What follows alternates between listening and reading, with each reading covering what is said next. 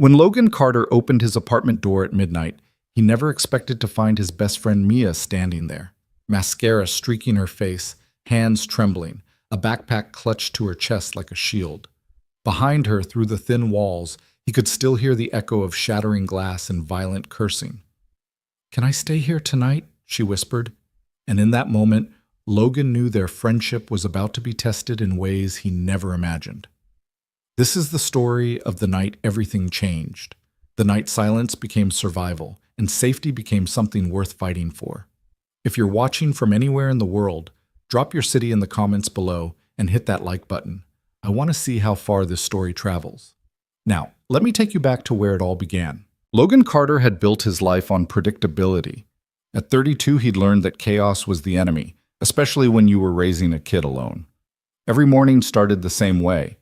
Wake up at 6, make breakfast for his 7-year-old daughter Emma, pack her lunch with the crusts cut off her sandwich exactly the way she liked, drop her at school, then head to his job as a software engineer at a mid-sized tech firm in downtown Seattle. Evenings were homework, dinner, bath time, bedtime stories. Weekends were soccer practice, grocery shopping, and maybe, if he was lucky, an hour to himself after Emma fell asleep. His apartment in the Fremont neighborhood wasn't fancy, but it was theirs.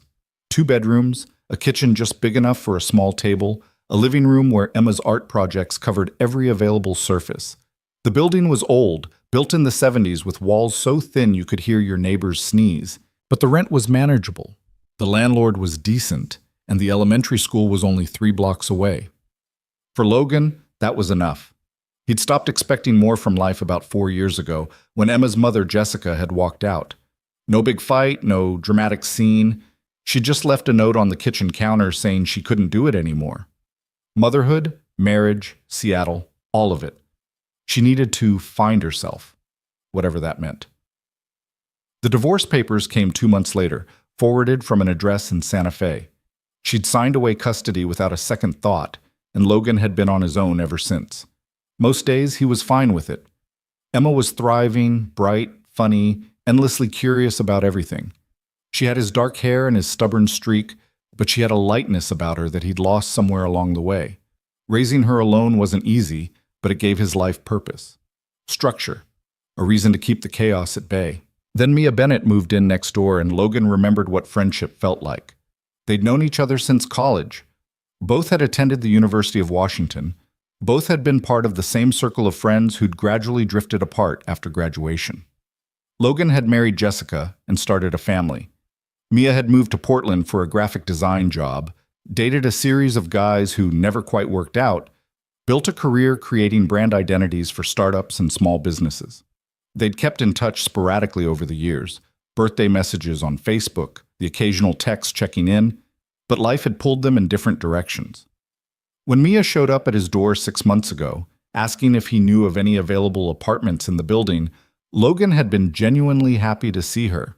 She looked the same, long auburn hair, bright green eyes, the kind of smile that could light up a room when she actually used it. She explained that she was moving back to Seattle with her boyfriend, a guy named Derek, who'd gotten a job with some tech startup. The apartment next to Logan's happened to be vacant, and within a week, Mia and Derek had moved in. At first, Logan was excited to have his old friend so close. He imagined barbecues, movie nights, the kind of easy companionship they'd had in college. Emma adored Mia immediately. She had a gift with kids, always knew exactly what to say to make them feel special. Mia would bring over fresh-baked cookies, help Emma with art projects, tell stories about the weird clients she worked with as a freelance designer. But Derek was another story. Logan tried to like him. He really did. Derek was handsome in that calculated way. Perfectly styled hair, expensive sneakers, always talking about his networking strategy and his personal brand. He worked in marketing for a cryptocurrency startup, though, as far as Logan could tell, his job mostly involved posting on social media and attending parties disguised as industry events. More concerning was the way Derek treated Mia. It was subtle at first, small comments that seemed like jokes, but had an edge to them. "Mia's not great with money," Derek would say with a laugh when they all went out to dinner, even though Mia ran her own successful freelance business. "She's so disorganized, I don't know what she'd do without me," he'd add, while Mia quietly organized his entire life behind the scenes. Logan noticed other things too. The way Derek would check Mia's phone when she wasn't looking. The way he'd cut her off mid-sentence when she was telling a story. The way Mia's bright smile seemed to dim a little more each week, replaced by something careful and measured. But Logan told himself it wasn't his business. Mia was a grown woman, and she'd chosen Derek. Maybe Logan was being overprotective. Maybe he was reading too much into things. He had his own life to manage, his own daughter to raise. He couldn't go around trying to rescue people who hadn't asked for help. Then came that Saturday night in late October. Emma was at her friend Sophie's house for a sleepover, one of the rare weekends when Logan had the apartment to himself. He'd planned a quiet evening, leftover pizza, a documentary about space exploration he'd been meaning to watch, maybe an early night with a book. By 10 o'clock, he was on the couch in sweatpants and an old Seahawks t-shirt, halfway through an article about the James Webb Telescope. Through the wall, he could hear music from Mia and Derek's apartment. That wasn't unusual. Derek liked to play his playlists loud on weekend nights, usually some mix of electronic music and hip-hop that made the walls vibrate. Logan had learned to tune it out, or sometimes he'd put in earbuds if it got too loud. But around 10:30, the music cut off abruptly. Logan barely noticed at first. He turned a page in his magazine, took a sip of beer. Then he heard voices, raised, angry. Derek's voice mostly, a low rumble through the wall that Logan couldn't make out clearly. Then Mia's voice, higher, defensive. Logan set down his magazine and listened. This wasn't the first argument he'd heard through the wall. In 6 months of living next door, there had been plenty of raised voices, plenty of tense conversations that would end with doors slamming or long, uncomfortable silences. But something about this felt different.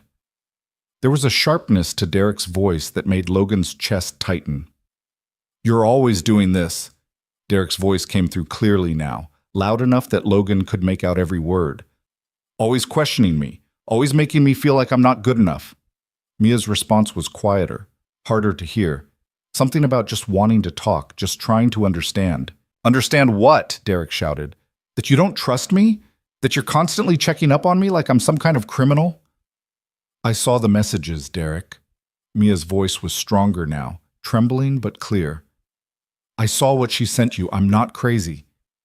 There was a crash, something hitting the floor, glass breaking. Logan was on his feet before he consciously decided to move, his heart hammering against his ribs. He moved toward the wall, pressing his ear against it, every instinct screaming at him to do something. "You went through my phone?" Derek's voice was different now, lower, more dangerous. "After everything I do for you, you went through my phone?" "You left it unlocked on the table," Mia shot back. "The notification popped up right in front of me." "So that gives you the right to invade my privacy?" "You've been checking my phone for months. You made me give you my passwords. You read my messages. You question me about every person I talk to. That's different," Derek roared. "I'm trying to protect you. I'm trying to make sure you're not screwing everything up the way you always do." Logan's hands clenched into fists. He should call someone. The police? No, not yet. He didn't have enough information. Maybe he should just knock on the door, interrupt whatever was happening, give Mia an excuse to leave the apartment. "I haven't screwed anything up," Mia said, her voice breaking. "I pay half the rent. I've been nothing but faithful to you. I've tried so hard to make this work." "Tried?" Derek laughed, a harsh sound that made Logan's skin crawl. "You call this trying? You're a mess, Mia. Your business is barely keeping you afloat. You can't keep a normal schedule. You're so emotional about everything. Stop it." Mia's voice was small now, defeated. "No, you need to hear this. You need to understand how good you have it. Where would you even be without me? You'd be alone. That's where. Nobody else is going to put up with all your issues." There was another crash, louder this time. Logan heard Mia cry out. Not a scream, but a sharp intake of breath, the sound of someone flinching away from danger. That was it. Logan was moving toward his door when he heard Derek's apartment door slam open, then slam shut again. Heavy footsteps pounded down the hallway, then down the stairs. A car engine started in the parking lot below, tires squealing as it pulled away. Then silence. Logan stood in his living room, every muscle tensed, listening. He heard movement from next door, soft footsteps, the sound of someone moving around carefully. Then nothing. He should check on her. He should knock on the door, make sure she was okay. But what if she didn't want him to? What if he was overstepping? She might be embarrassed, angry that he'd heard. She might send him away.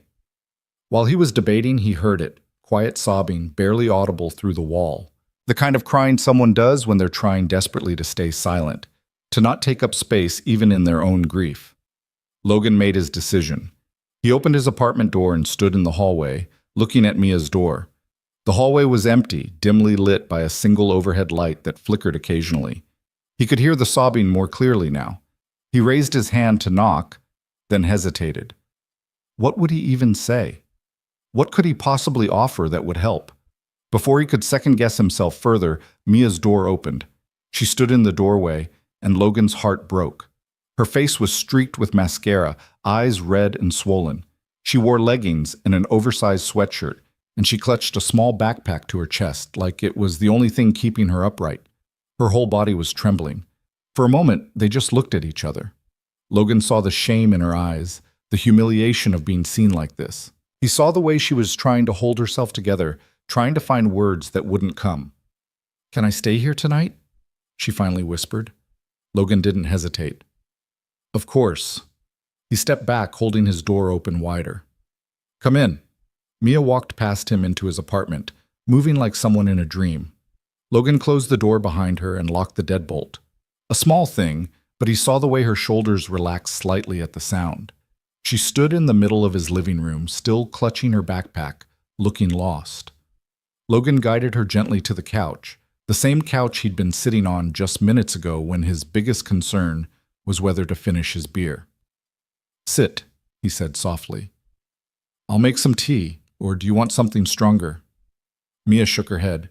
"Tea is fine. Thank you." Logan moved to the kitchen, grateful for the task, for something to do with his hands. He put the kettle on, found 2 mugs, located the box of chamomile tea that someone had given him months ago and that he'd never touched. While the water heated, he dampened a clean kitchen towel with warm water and brought it to Mia. "For your face," he said, "if you want." She took it with shaking hands and pressed it to her eyes, wiping away the mascara streaks. When she lowered the towel, she looked younger, more vulnerable.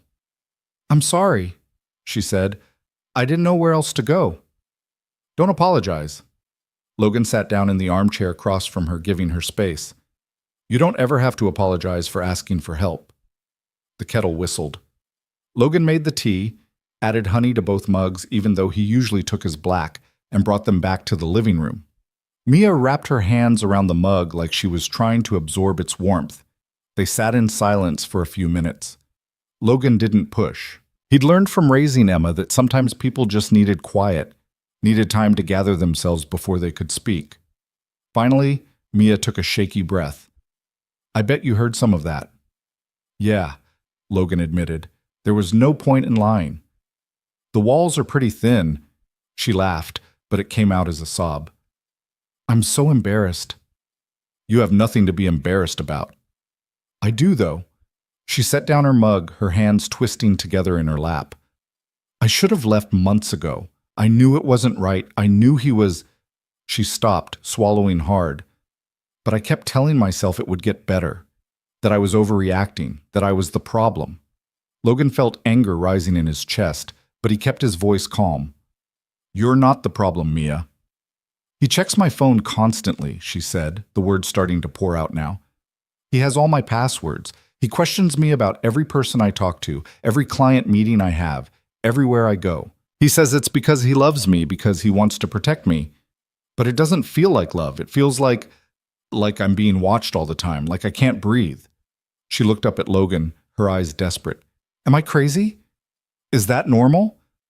Maybe some couples do that. Maybe I'm just not cut out for—" "No." Logan's voice was firm. "That's not normal. That's not love. That's control." Mia's face crumpled. I know that. But he's so good at making me doubt myself. He tells me I'm too sensitive, that I'm always starting fights, that I'm lucky he puts up with me, and part of me believes him because maybe he's right. Maybe I am a mess. Maybe—" "Stop." Logan leaned forward. his voice gentle but insistent. Listen to me. You are not a mess. You run your own business. You're talented and creative and kind. You're an amazing person, and you deserve to be treated with respect. Tears spilled down Mia's cheeks. Tonight was worse than usual. He went out with his coworkers, came back drunk around 10, started playing music really loud, and when I asked him to turn it down, he got angry. Said I was always trying to control him, always nagging. Then his phone buzzed with a message, and I saw it. It was from this girl he works with, saying she missed him, asking when they could hang out again. Just the two of them. Logan's jaw tightened, but he stayed quiet, letting her talk. When I confronted him about it, he exploded, said I was paranoid, that they're just friends, that I'm so insecure I can't handle him having a normal work relationship. But the message didn't read like a work relationship, Logan. It read like, her voice broke, like there's something going on. And when I pushed back, when I stood up for myself, he grabbed his phone and threw it. It hit the wall right next to my head. Glass everywhere. Logan's hands clenched. Did he hurt you? Physically? No, he didn't touch me, but he threw the phone so hard, and it was so close. She wrapped her arms around herself. I've never seen him like that. I got scared, really scared. So I grabbed my backpack with my laptop and some clothes, and I just ran. I sat in the stairwell for 20 minutes, trying to figure out what to do. Then I heard him leave, heard his car pull away, and I thought maybe if I could just talk to someone, just have someone tell me I wasn't losing my mind. You're not losing your mind, Logan said firmly. What he did, throwing something at you, screaming at you, making you feel like you're the problem when he's the one who's wrong, that's abuse, Mia. That's emotional abuse, and what happened tonight could have escalated to physical abuse. You were right to get out. Mia nodded, wiping her eyes. I know I need to leave him. I know that. But I don't know how. We're on the lease together. All my stuff is in there. I don't have anywhere to go. You can stay here as long as you need, Logan said without hesitation. Tonight, tomorrow, however long it takes to figure things out. Emma's at a sleepover, so you can take her room tonight, and we'll figure out the rest later. I can't ask you to do that. You're not asking. I'm offering. Logan met her eyes. You're my friend, Mia. You were there for me when Jessica left, when I was barely holding it together and didn't know how to be a single dad. You were there. Now I'm here for you. That's what friends do. Fresh tears welled up in Mia's eyes, but this time they seemed like tears of relief more than pain. Thank you, she whispered. Thank you so much.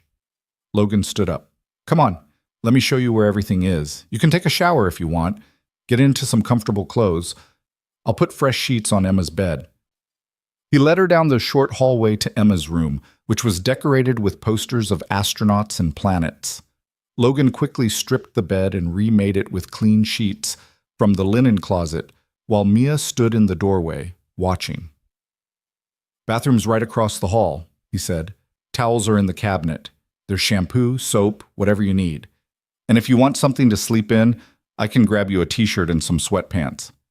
My backpack has some clothes, Mia said, but thank you. Logan showed her where the extra toothbrushes were. He kept a stash for Emma's friends who occasionally stayed over and made sure she had everything she needed. Then he left her alone to get ready for bed, returning to the living room to give her privacy. He sat back down on the couch, but there was no chance of sleep now. His mind was racing, anger and worry battling for dominance. He kept replaying what Mia had said. The phone checking, the isolation, the verbal abuse, and now the thrown phone that had come so close to hitting her. 20 minutes later, Mia emerged from the bathroom in pajama pants and a hoodie, her face scrubbed clean, her hair pulled back in a ponytail. She looked younger without the makeup, more like the college student Logan remembered. Feel better? He asked. A little. She sat down on the couch next to him, tucking her feet under her. I should try to sleep, but I don't think I can. My mind won't stop. Want to watch something? Sometimes distraction helps. Mia nodded gratefully. Logan found a nature documentary about oceans. Nothing heavy, nothing romantic, nothing that would trigger difficult thoughts. They sat together in the dim light of the TV, not talking, just existing in the same space. About halfway through, Mia spoke again. Can I ask you something? Of course. When Jessica left, how did you know it was really over? How did you know you weren't giving up too easily? Logan considered the question carefully. Because I spent months trying to fix something that was broken before I even knew it was broken. Jessica had already checked out emotionally long before she physically left. I was the only one fighting for the marriage, and you can't save something when only one person wants it saved. Did you love her? I thought I did, but looking back, I think I loved the idea of what we were supposed to be more than who we actually were. We wanted different things. She wanted freedom and adventure, and I wanted stability and family. Neither of us was wrong. We were just wrong for each other. Mia was quiet for a moment. I don't even know if Derek loves me. I think he loves having someone he can control, someone who makes him feel important. That's not love, Logan said quietly. Love doesn't make you feel small. It doesn't make you doubt yourself or walk on eggshells or feel afraid. What does it feel like then? Logan thought about that. It feels like safety. Like you can be your whole self, and that's not just okay. It's celebrated. It feels like partnership, like you're both choosing each other every day because you make each other better. It feels like home. Mia's eyes welled up again. I want that. I want to feel safe. You will, Logan promised. Maybe not today, maybe not tomorrow, but you will. And the first step is getting away from someone who makes you feel unsafe. They fell into silence again, the documentary playing on. Around 1 a.m, Logan noticed Mia's head drooping. She was fighting sleep, probably afraid of what dreams might come. Hey, he said gently, you should get some rest. You're safe here. The door's locked and I'll be right here on the couch if you need anything. Mia nodded, standing up slowly. Thank you, Logan, for everything. For not judging me, for not making me explain more than I could handle, for just being here. Always, he said simply. She started toward Emma's room, then turned back. Logan, will you leave your door open? I don't want to feel closed in. Of course. Logan made a show of propping his bedroom door open with a shoe, and Mia did the same with Emma's door. The gesture was small but significant, a way of maintaining connection while still having space. Logan settled onto the couch with a pillow and the throw blanket Emma had picked out last Christmas, covered in stars and planets. He could hear Mia moving around in the other room, getting into bed, the springs creaking slightly. Then, through the quiet apartment, he heard it again, soft crying, the kind someone does into their pillow when they think no one can hear. Logan stared at the ceiling, his hands clenched into fists at his sides. He thought about Derek, probably passed out drunk somewhere or shacked up with whoever had sent that text message. He thought about Mia, who'd spent months, maybe longer, being systematically torn down by someone who was supposed to build her up. He thought about Emma, asleep at her friend's house, blissfully unaware of the drama unfolding in their apartment building. He'd been so careful to shield her from pain, from chaos, from the kind of ugliness that existed in the world. But maybe he'd been too cautious.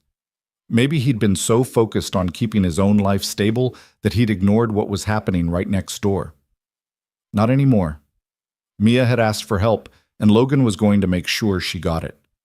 Whatever it took, finding her a new place to live, helping her get her stuff out of that apartment, standing between her and Derek if necessary, he would do it. Because that's what you did for people you cared about. You showed up. You stood firm. You became the kind of safe harbor they needed in the storm. The crying from the other room gradually quieted, replaced by the deep, even breathing of exhausted sleep. Logan remained awake for a long time after that, thinking about the fragility of safety, how quickly it could be shattered by the wrong person. Thinking about how many nights Mia had probably cried herself to sleep just on the other side of that thin wall, while he'd been oblivious, focused on his own carefully constructed routine. Around 3 a.m, his phone buzzed. A text from an unknown number. Tell Mia she needs to come home. We need to talk about this like adults. Logan stared at the message, fury building in his chest. Derek had somehow gotten his number, probably from Mia's phone at some point. The audacity of it, the manipulation in those words, like adults, as if Mia was the one being childish by running from violence. He didn't respond. He blocked the number and set his phone face down on the coffee table. Whatever came next, whatever confrontation was brewing, Logan would be ready. because Mia had knocked on his door asking for safety, and he'd be damned if he let her down. Outside, rain began to fall against the windows, a soft Seattle drizzle that would probably last until morning. Inside, in the quiet darkness, Logan Carter made a silent promise to the friend sleeping in his daughter's room. You will never have to face him alone. Not tonight, not ever again. I've got you. And as he finally drifted towards sleep, he realized that his carefully controlled, predictable life had just become complicated in ways he couldn't have imagined. But for the first time in a long time, that complication felt like it mattered, like it was worth the chaos. Because some things were worth fighting for, and Mia Bennett's safety was one of them. Morning came too quickly. Logan woke to sunlight streaming through the living room windows and the sound of movement in the kitchen.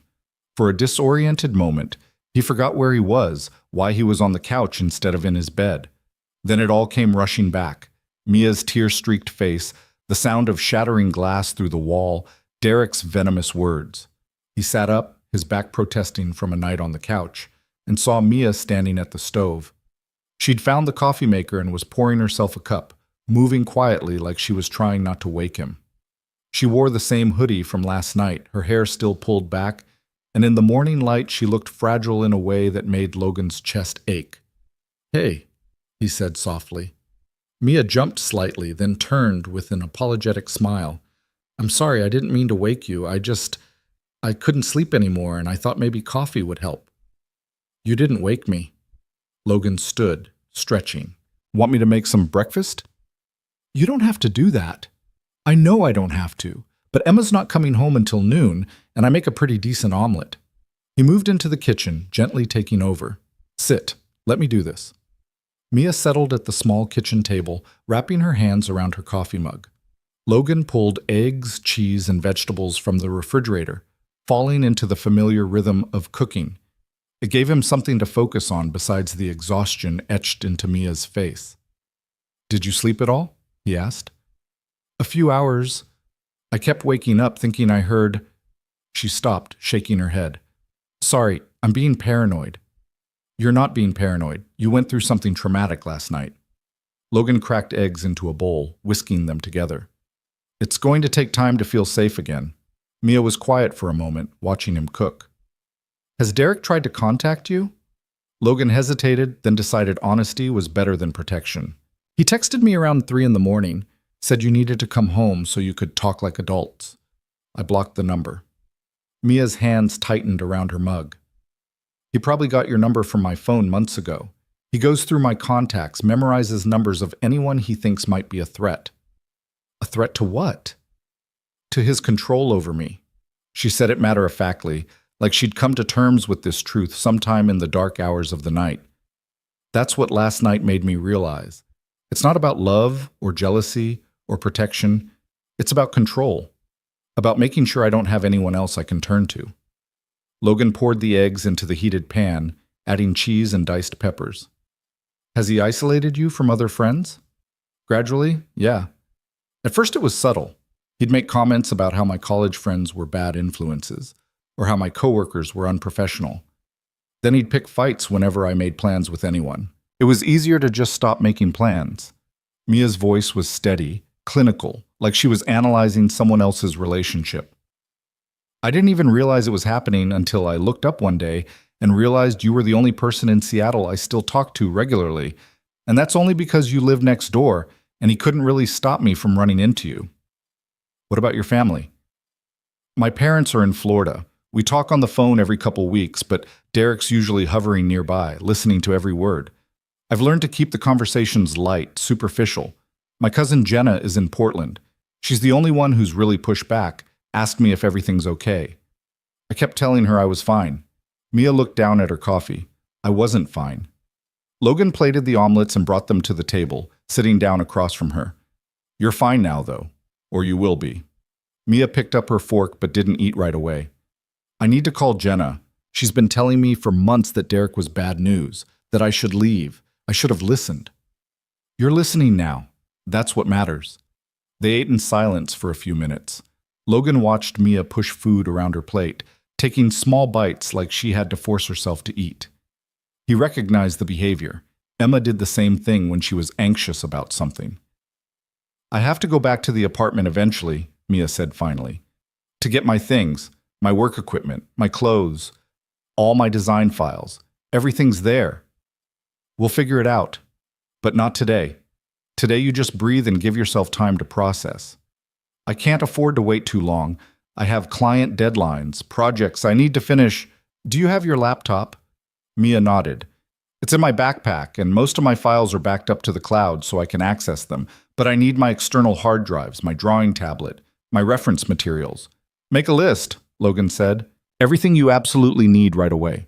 Then we'll make a plan to get it safely. Derek still has a key to the apartment. He could come back any time. Then we make sure you're not alone when you go back. We bring people with us, your cousin, maybe, or we hire movers.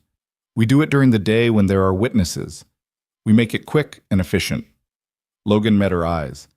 He doesn't get to keep you trapped there by fear. Mia's eyes filled with tears, but she blinked them back. Why are you doing this? Why are you being so nice to me? Because you're my friend. Because you deserve better than what he's given you. Because... Logan paused, choosing his words carefully. Because I've been where you are. Maybe not exactly the same situation, but I know what it's like to feel trapped, to feel like you've lost control of your own life. When Jessica left, I was drowning. You were one of the people who threw me a lifeline. You sent care packages, called to check on me, showed up with groceries when you knew I was barely holding it together. I haven't forgotten that. That was different. You didn't ask for what Jessica did. I chose Derek. I stayed with him even when I knew... Stop. Logan's voice was firm but gentle. You're not responsible for his behavior. You didn't make him abusive. You didn't deserve the way he treated you. And you're not weak for staying. You're strong for leaving. That's what matters. Mia wiped her eyes with the back of her hand. I'm going to call Jenna today. Ask if I can stay with her in Portland for a while. Get some distance. Figure out my next steps. That's a good plan. But first I need to get my stuff, and I need to deal with the lease. Mia took a shaky breath. We're both on it. I can't just walk away without consequences. Let me make some calls, Logan said. I have a friend who's a lawyer. She can tell us what your options are, what rights you have as a tenant in this situation. I can't afford a lawyer. She owes me a favor. And even if she didn't, she'd want to help. Trust me. Mia finally took a real bite of her omelet, and Logan saw some of the tension leave her shoulders. Thank you, she said quietly. I don't know how I'm going to repay you for all this. You don't have to repay me. You just have to take care of yourself and build the life you deserve. They finished breakfast, and Logan cleaned up while Mia showered and changed into fresh clothes from her backpack. When she emerged, looking more put together but still fragile, she had her phone in her hand. I'm going to call Jenna now, she said. Is it okay if I use your bedroom for privacy? Of course, take all the time you need. Mia disappeared into Logan's room, closing the door behind her. Logan used the time to text his friend Rachel, the lawyer he'd mentioned. He kept the message vague, just said he had a friend who needed advice about a domestic situation and a lease issue. Rachel responded within minutes, saying she could meet them tomorrow if needed. Through the bedroom door, Logan could hear the rise and fall of Mia's voice, though he couldn't make out the words. At one point, he heard crying, then laughter, then more crying. The conversation lasted nearly half an hour. When Mia finally emerged, her eyes were red, but her expression was determined. Jenna's driving up here tomorrow. She says I'm staying with her for as long as I need, no arguments. She also said, Mia's voice cracked slightly, she said she's proud of me for finally leaving. She should be. It takes courage to do what you did. She wants to come with me when I get my stuff from the apartment. She's bringing her boyfriend Marcus, too. He used to be a bouncer, apparently, just in case Derek shows up and tries anything. Good. The more people, the better. Logan pulled out his phone. What day works? I'm coming, too. You don't have to... I'm coming. His tone left no room for argument. I'll ask my neighbor Mrs. Chen if she can watch Emma for a few hours. She loves having her over. Mia nodded, something like relief washing over her face. Jenna suggested Tuesday morning. Derek usually has meetings all morning on Tuesdays. He's obsessive about his schedule, posts it all over social media. If we go then, he probably won't be there. Tuesday morning, it is. The rest of the day passed in a strange limbo.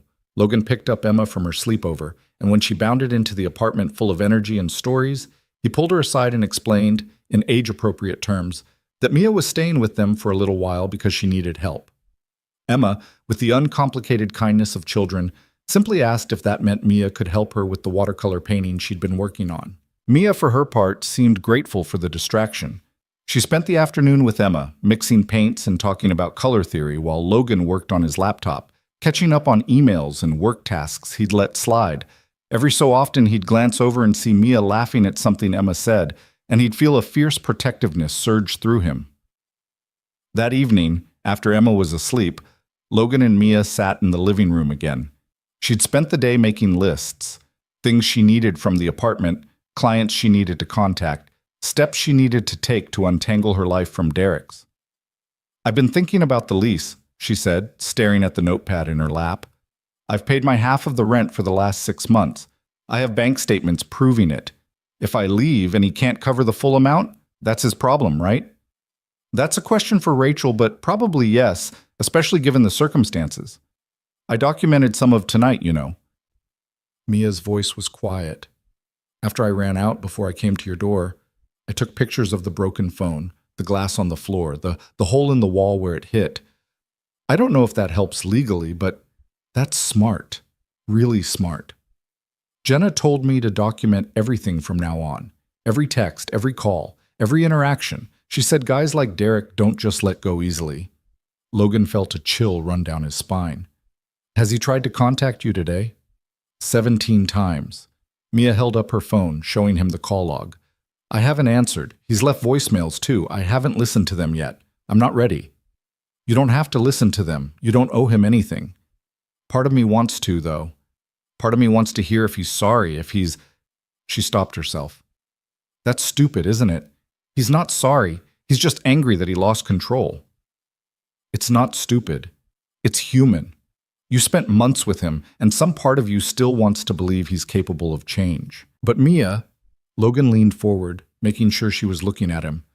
"People like Derek don't change unless they want to, and they rarely want to. The best thing you can do is protect yourself and move forward." Mia nodded slowly. "Jenna said the same thing. She said I need to block his number, block him on social media, cut off all contact except through a third party if necessary." "She's right. It feels harsh. It's self-preservation. There's a difference." Mia was quiet for a long moment, turning her phone over in her hands. Then, with a decisive movement, she opened her contacts, found Derek's number, and blocked it. She did the same on Instagram, Facebook, everywhere he might reach her. "There," she said, her voice shaking slightly. "Done." "How does it feel?" "Terrifying and liberating, both at the same time." Logan understood that. "The fear will fade, the freedom won't." They talked late into the night, about Derek, about the relationship, about all the red flags Mia had missed or ignored. She told him about the early days when Derek had been charming and attentive, how he'd love-bombed her with gifts and constant attention. She told him about how gradually the compliments had turned to criticisms, the attention had turned to surveillance, the gifts had become tools for manipulation. "He'd buy me expensive things I didn't ask for, then use them as leverage," she explained. "Like, after everything I do for you, after all I've bought you, this is how you treat me."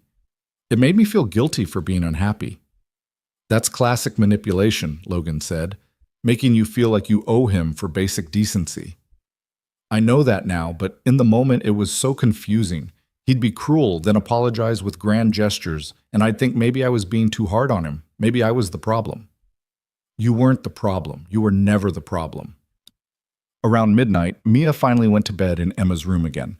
Logan offered her his bedroom, but she said she felt safer in the smaller space, closer to the living room where Logan would be sleeping.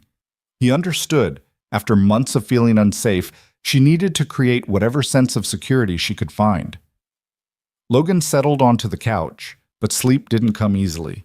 He kept thinking about Tuesday, about the confrontation that might be waiting for them at Mia's apartment. He thought about Derek's text from the night before, the presumption in it, the entitlement. He also thought about Mia, about the strength it had taken to knock on his door instead of going back to Derek, to make those phone calls today, to block those numbers. She didn't see it yet, but she was already so much stronger than she realized. His phone buzzed. A text from Rachel. Available tomorrow at 2 p.m. if your friend wants to talk. Coffee shop on Pike Street. Let me know. Logan responded with a quick thanks and made a mental note to tell Mia in the morning. Slowly, they were building the support system she'd need to really break free. The next day, Sunday, Mia met with Rachel while Logan took Emma to the park. Rachel was a sharp, no-nonsense lawyer who'd helped Logan navigate the legal aspects of his divorce years ago. She took notes while Mia explained the situation, asked pointed questions about the lease, about Derek's behavior, about what Mia wanted the outcome to be. When they met up afterward, Mia looked both exhausted and relieved. Rachel says I have options, she told Logan while Emma played on the swings. She said, given the documented evidence of domestic violence, yes, she said, throwing something at me counts. I might be able to break the lease without penalty. She's going to make some calls, talk to the landlord. She also said if Derek harasses me or tries to force contact, I should consider a restraining order. What do you think about that? I don't know. It feels extreme, but Rachel said it's not about punishment, it's about creating legal boundaries. Mia watched Emma swing higher and higher. She also said I should expect Derek to escalate before he backs off, that controlling partners often get worse when they realize they're losing control. Logan felt that familiar protective anger rising. All the more reason to have people around you on Tuesday. Yeah, Mia's voice was small. I'm scared, Logan. I'm scared of seeing him again, scared of what he'll say, scared that part of me will believe him if he tries to apologize. That's why you're not going alone. That's why Jenna and Marcus and I will be there. You don't have to be strong by yourself. Emma called out from the swings, asking them to watch her jump. They both turned their attention to her, and Logan was grateful for the interruption, for the reminder that life continued, that there was still joy and lightness even in the midst of crisis. That night, Jenna arrived from Portland. She was a force of nature, tall, broad-shouldered, with short dark hair and a direct manner that reminded Logan of Rachel. She swept into Logan's apartment, hugged Mia so hard she lifted her off the ground, then turned to Logan with an appraising look. You're the neighbor, she said. That's me. Mia says you've been taking care of her. Just doing what anyone would do. No, Jenna's voice was firm. Not anyone. Most people would have minded their own business. Thank you. Marcus, Jenna's boyfriend, was quieter. A big guy with kind eyes who shook Logan's hand and immediately asked if there was anything he could do to help. Logan liked them both instantly. They spent the evening planning Tuesday's operation like a military strike. Jenna made a detailed list of everything Mia needed from the apartment, prioritizing essentials. Marcus mapped out the most efficient route through the space to grab everything quickly. Logan confirmed Mrs. Chen could watch Emma, and Rachel agreed to be on standby by phone in case any legal issues arose. We go in at 10, Jenna said. Derek's meeting schedule shows he's got back-to-back calls from 9:30 to noon. We get there at 10, we're out by 11. Fast and efficient. What if he comes home early? Mia asked. Then Marcus and Logan create a buffer while you and I grab your stuff, Jenna said calmly. We stay calm, we don't engage beyond what's necessary, and if he gets aggressive, we call the police. We're not doing anything illegal. You live there, you have a right to your belongings. Mia nodded, but Logan could see the fear in her eyes. He caught her gaze across the room and gave her what he hoped was a reassuring look. We've got this, he mouthed. She gave him a shaky smile in return. Monday passed in a blur of preparation. Mia worked on client projects, trying to maintain some sense of normalcy. Jenna ran errands, buying boxes and packing supplies.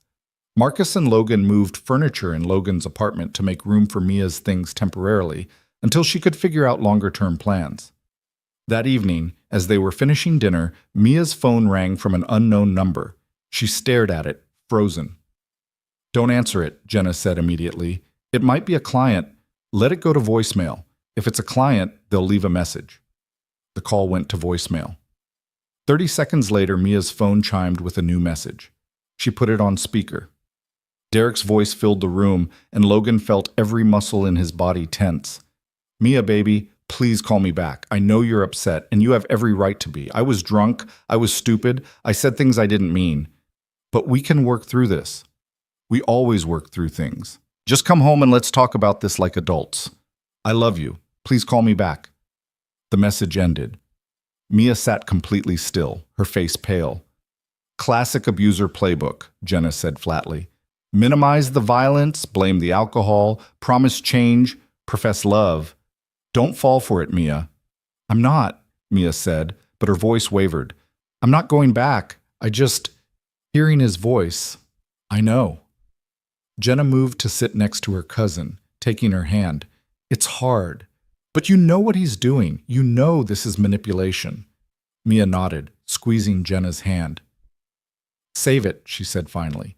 "Rachel said to document everything, so we save it." Logan felt a surge of pride. Even scared, even shaken, Mia was thinking clearly, protecting herself. That night, Logan couldn't sleep. He lay on the couch, staring at the ceiling, thinking about tomorrow. He wasn't a violent person. He'd never been in a fight in his life. But he knew if Derek tried to hurt Mia, something primal in him would respond. He had to stay calm, had to be the steady presence Mia needed. Around 2 a.m, he heard footsteps. Mia emerged from Emma's room, wrapped in a blanket. "Can't sleep either?" Logan asked quietly. "Every time I close my eyes, I see his face, hear his voice." She sat down on the armchair. "I keep playing out tomorrow in my head. All the ways it could go wrong. It's not going to go wrong. We have a plan, we have people, and you're not alone." "What if I freeze? What if I see him and I just freeze?" "Then we handle it. Jenna and I will get your stuff while Marcus keeps you safe. But I don't think you'll freeze, Mia. You're stronger than you think." "I don't feel strong." Strength isn't about never being afraid. It's about doing what needs to be done even when you're terrified. And that's what you're doing. They sat in the darkness together, two people bound by circumstance and friendship, waiting for morning to come. And when it finally did, when the first light of Tuesday began to creep through the windows, Logan felt that same fierce determination settling over him. Today, they would walk into that apartment and take back what was Mia's. Today, she would reclaim her life. And Logan would make sure she had every ounce of support she needed to do it. Whatever came next, they would face it together. Tuesday morning arrived cold and gray, typical Seattle weather that matched the tension coiled in Logan's chest. He dropped Emma at Mrs. Chen's apartment at 9:30, kissing the top of her head and promising to pick her up in a few hours. Emma, bless her, seemed to sense something important was happening and gave him an extra tight hug before skipping inside.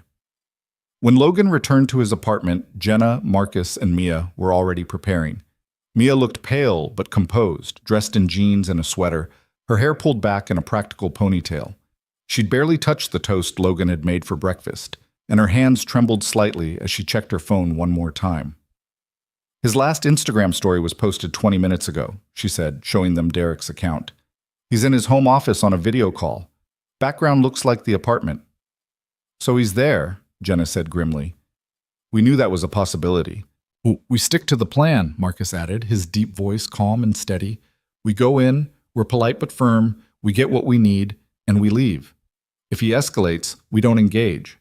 We document, and we leave." Logan met Mia's eyes. "You ready?" She took a shaky breath.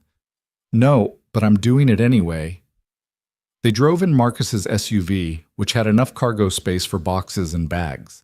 The 10-minute drive felt endless. Mia sat in the back seat between Logan and Jenna, her knee bouncing nervously. Jenna kept one hand on her cousin's arm, a grounding presence. When they pulled into the parking lot of the apartment complex, Logan felt his heart rate spike. This was the building he'd lived in for years, the place that was supposed to be home. But looking at it now through Mia's eyes, he saw it differently. Saw the cage it had become for her. They climbed the stairs to the second floor, carrying empty boxes and duffel bags. Logan's apartment was on the left, Mia and Derek's on the right. The hallway was empty, quiet except for the sound of someone's television playing through a door somewhere down the corridor. Mia stood in front of her apartment door, key in hand, frozen. "I can open it if you want," Jenna offered gently. Mia shook her head. "No, I need to do this." She slid the key into the lock and turned it. The deadbolt clicked open with a sound that seemed too loud in the quiet hallway. The door swung inward, revealing the apartment Logan had only been inside a handful of times. It looked different than he remembered, messier, with Derek's belongings scattered everywhere. Expensive sneakers lined up by the door, tech gadgets on every surface, protein shake containers on the kitchen counter. The air smelled stale, like someone who'd been drinking hadn't opened a window in days. They stepped inside carefully, and immediately Logan saw the evidence of Saturday night's violence. A hole in the wall near the kitchen, about head height. Broken glass still scattered in the corner where the phone had shattered. The sight of it made his blood run cold. "Mia?" Derek's voice came from the bedroom, sharp with surprise. "Mia? Is that you?" Footsteps, and then Derek appeared in the hallway wearing sweatpants and a t-shirt, laptop in hand. He looked rough, unshaven, dark circles under his eyes, hair uncombed. When he saw Mia wasn't alone, his expression shifted from surprise to anger. "What the hell is this?" he demanded, his eyes sweeping over the group. "Who are these people?" "This is my cousin Jenna and her boyfriend Marcus," Mia said, her voice stronger than Logan expected. "You know Logan. We're here to get my things." "Your things? Babe, what are you talking about? This is our apartment. You live here." "Not anymore." Mia moved toward the bedroom, but Derek stepped into her path. "Not anymore? Mia, come on, you can't just... We need to talk about this. Alone." His eyes flickered to the others with barely concealed hostility. "Without an audience." "There's nothing to talk about," Mia said, but Logan heard the waver in her voice. "I'm getting my stuff and I'm leaving." Derek's expression softened, switching tactics so smoothly it was almost impressive. "Baby, please. I know I screwed up Saturday night. I was drunk. I was an idiot. But we can work through this. We always work through things." He reached for her hand and Mia instinctively stepped back. "Don't touch me." The rejection clearly stung, and Derek's mask slipped for just a moment, showing the anger beneath. "I'm trying to apologize here. I'm trying to make this right. But you won't even give me a chance?" "You threw your phone at my head," Mia said, her voice rising. "You screamed at me. You told me I was nothing without you. You made me feel unsafe in my own home. That's not something I'm going to work through. It was one bad night, one mistake." "Are you really going to throw away everything we have because of one mistake?" "It wasn't one mistake." Mia's hands clenched into fists at her sides. "It's been months of you controlling me, checking my phone, isolating me from my friends, making me doubt myself. Saturday night was just the final straw." Derek's jaw tightened. "Is this him?" He gestured sharply at Logan. "Is this about your neighbor? Did he get in your head, tell you I'm some kind of monster?" "This has nothing to do with Logan," Mia said firmly. "This is about you and me and the fact that I'm not happy. I haven't been happy in a long time." "So you're just going to leave? Just like that? After everything I've done for you?" "Everything you've done to me, you mean?" Jenna interjected, her voice cold as ice. "Mia's made her decision. Now step aside so we can get her belongings." Derek's attention snapped to Jenna. "And who the hell are you to come into my home and tell me what to do?" "I'm family. And unlike you, I actually care about Mia's well-being." "You don't know anything about us," Derek spat. "You don't know what we have. Mia, tell them. Tell them how good we are together when you're not being crazy." Logan felt Marcus tense beside him, ready to intervene if needed. But it was Mia who spoke, her voice cutting through the tension like a knife. "Stop it, Derek. Just stop. I'm done with the gaslighting, done with you making me think I'm the problem. I'm taking my things and I'm leaving. You can keep the apartment, keep the lease. I don't care. I just want out. You can't just leave me with the full rent. That's not fair." "Fair?" Mia's voice rose to a shout, months of suppressed anger finally breaking free. "You want to talk about fair? Was it fair when you went through my phone every single day? Was it fair when you made me stop seeing my friends? Was it fair when you told me I was lucky anyone put up with me?" Derek's face flushed red. "I never said that." "Yes, you did. Saturday night, you said exactly that. And you've said it before in different ways. You've spent months tearing me down, making me small, and I'm done." Mia moved past him toward the bedroom, and this time Derek didn't try to stop her. She disappeared into the bedroom, and Jenna followed immediately. Logan and Marcus stayed in the living room with Derek, creating a buffer. Derek paced like a caged animal, running his hands through his hair. "This is insane," he muttered. "Completely insane. One fight and she's throwing away our entire relationship." "It wasn't one fight," Logan said quietly. "And you know it." Derek's eyes snapped to him. "Oh, here we go, the hero neighbor. You've been waiting for this, haven't you? Waiting for a chance to swoop in and play knight in shining armor." "I'm just helping a friend." "A friend?" Derek laughed bitterly. "Is that what you call it? How long have you two been planning this? How long have you been sleeping with my girlfriend behind my back?" "That's not what's happening here." "Bullshit. You think I'm stupid? You think I didn't notice the way you look at her, the way she talks about you?" Derek stepped closer, and Marcus immediately moved to stand beside Logan. "Back up," Marcus said calmly. "We're not doing this." "You're in my apartment. You don't get to tell me what to do." From the bedroom, they could hear Mia and Jenna moving quickly, opening drawers, filling boxes. Derek's attention kept flickering toward the bedroom door, clearly torn between continuing his confrontation and stopping Mia from packing. "She's making a huge mistake," Derek said, his voice taking on a pleading quality now. "Someone needs to tell her she's making a huge mistake. Logan, man to man, you know how emotional women can get.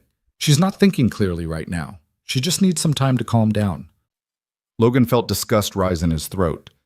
"She's thinking perfectly clearly, and she's not emotional. She's done. There's a difference. You don't understand what we have, what we've built together. I understand that you hurt her. That's all I need to know." Derek's expression hardened. "She'll come back. She always comes back. She needs me more than she wants to admit. I don't think she's coming back this time. We'll see about that." Derek pulled out his phone, typing furiously. "We'll just see about that." A moment later, Mia emerged from the bedroom carrying a box full of clothes. Her face was streaked with tears, but her jaw was set with determination. Jenna followed with another box, and they made their way to the door. "This is it?" Derek said incredulously. "You're really doing this? After 3 years together?"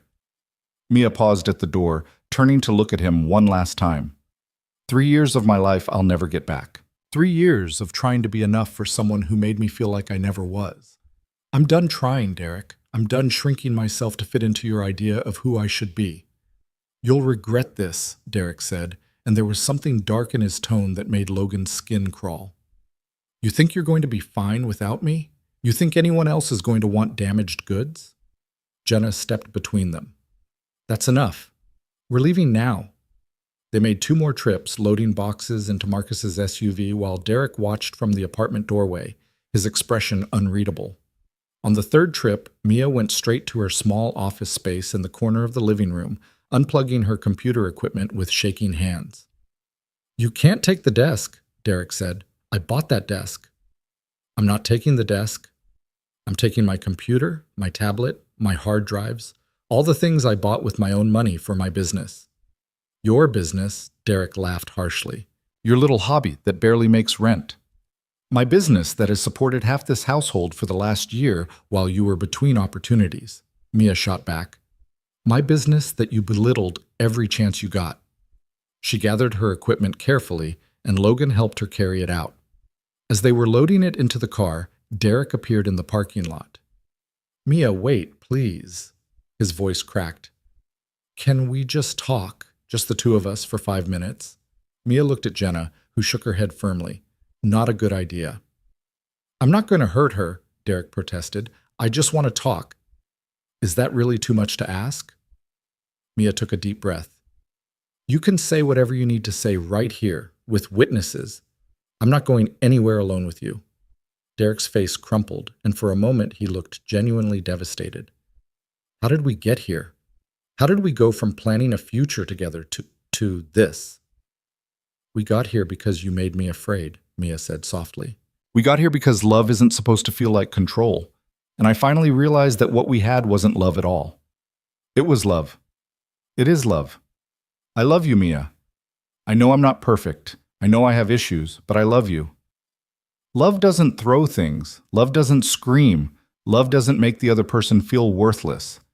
Mia's voice was steady now, clear. "You might think you love me, Derek, but this isn't what love looks like." "So that's it? You're just done? After everything?" "Yes, I'm done." Derek's expression shifted again, the vulnerability replaced by cold anger. Fine. You want to leave? Leave. But you're going to regret this. You're going to realize what you gave up, and when you come crawling back, don't expect me to take you. I won't be coming back. We'll see. You've got nowhere to go, no support system here. Your business is hanging by a thread. She has support, Logan interjected. She has people who actually care about her. Derek's eyes fixed on Logan with pure hatred. Of course. The hero neighbor rides to the rescue. How convenient.